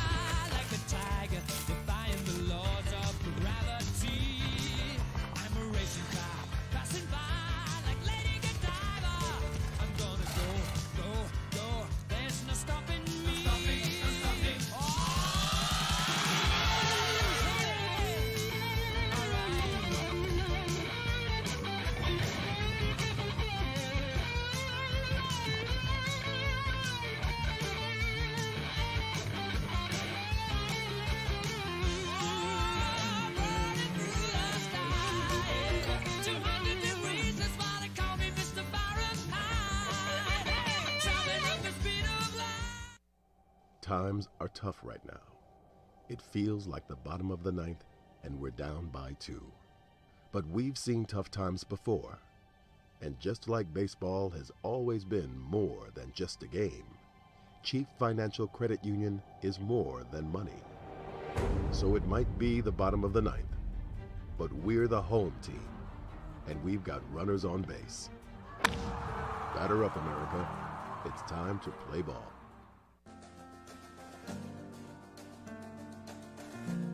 We joined Green Path and instantly felt a support around us. They developed a plan on paper, and this is how we're going to do it. The plan that they gave me was something that was sustainable. It was something I could do. It was actually lowering my payments monthly by hundreds of dollars. Choosing Green Path is a no-brainer.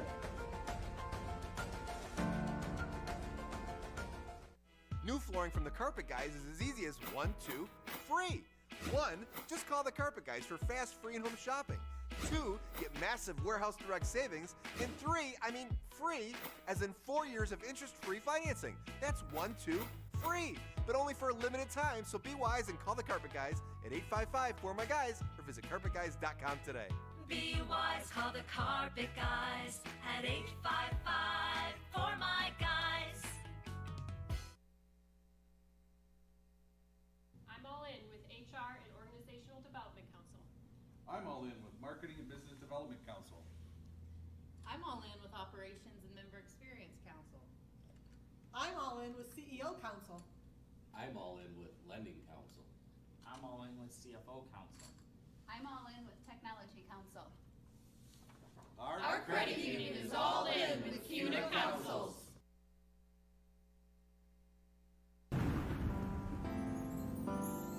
I'm all out of love for my old insurance. Switch to insurance. They're saving me so much. They covered my car and bundled with my home. I feel so secure to say I love insurance. Hello, AAA Insurance. Goodbye, insurance. Hello. Insurance. Get a quote and save up to 20%. The Carpet Guys give you warehouse direct pricing and customer service that will knock your socks off. Now at the Carpet Guys, you can get 4 years interest-free financing. Plus, we're taking extra precautions to ensure the safety of our customers. Let the Carpet Guys bring the store to your door with prices that will knock your socks off. Be wise and call the Carpet Guys at 855-4MY-GUYS.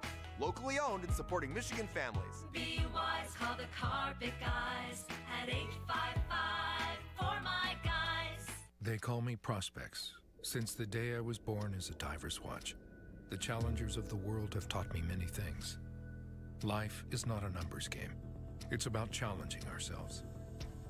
No matter what happens, just follow your heart. These pioneers drive our generation forward. Not by setting records, but by never giving up. Keep going forward. Prospects. Available at Lucido Fine Jewelry.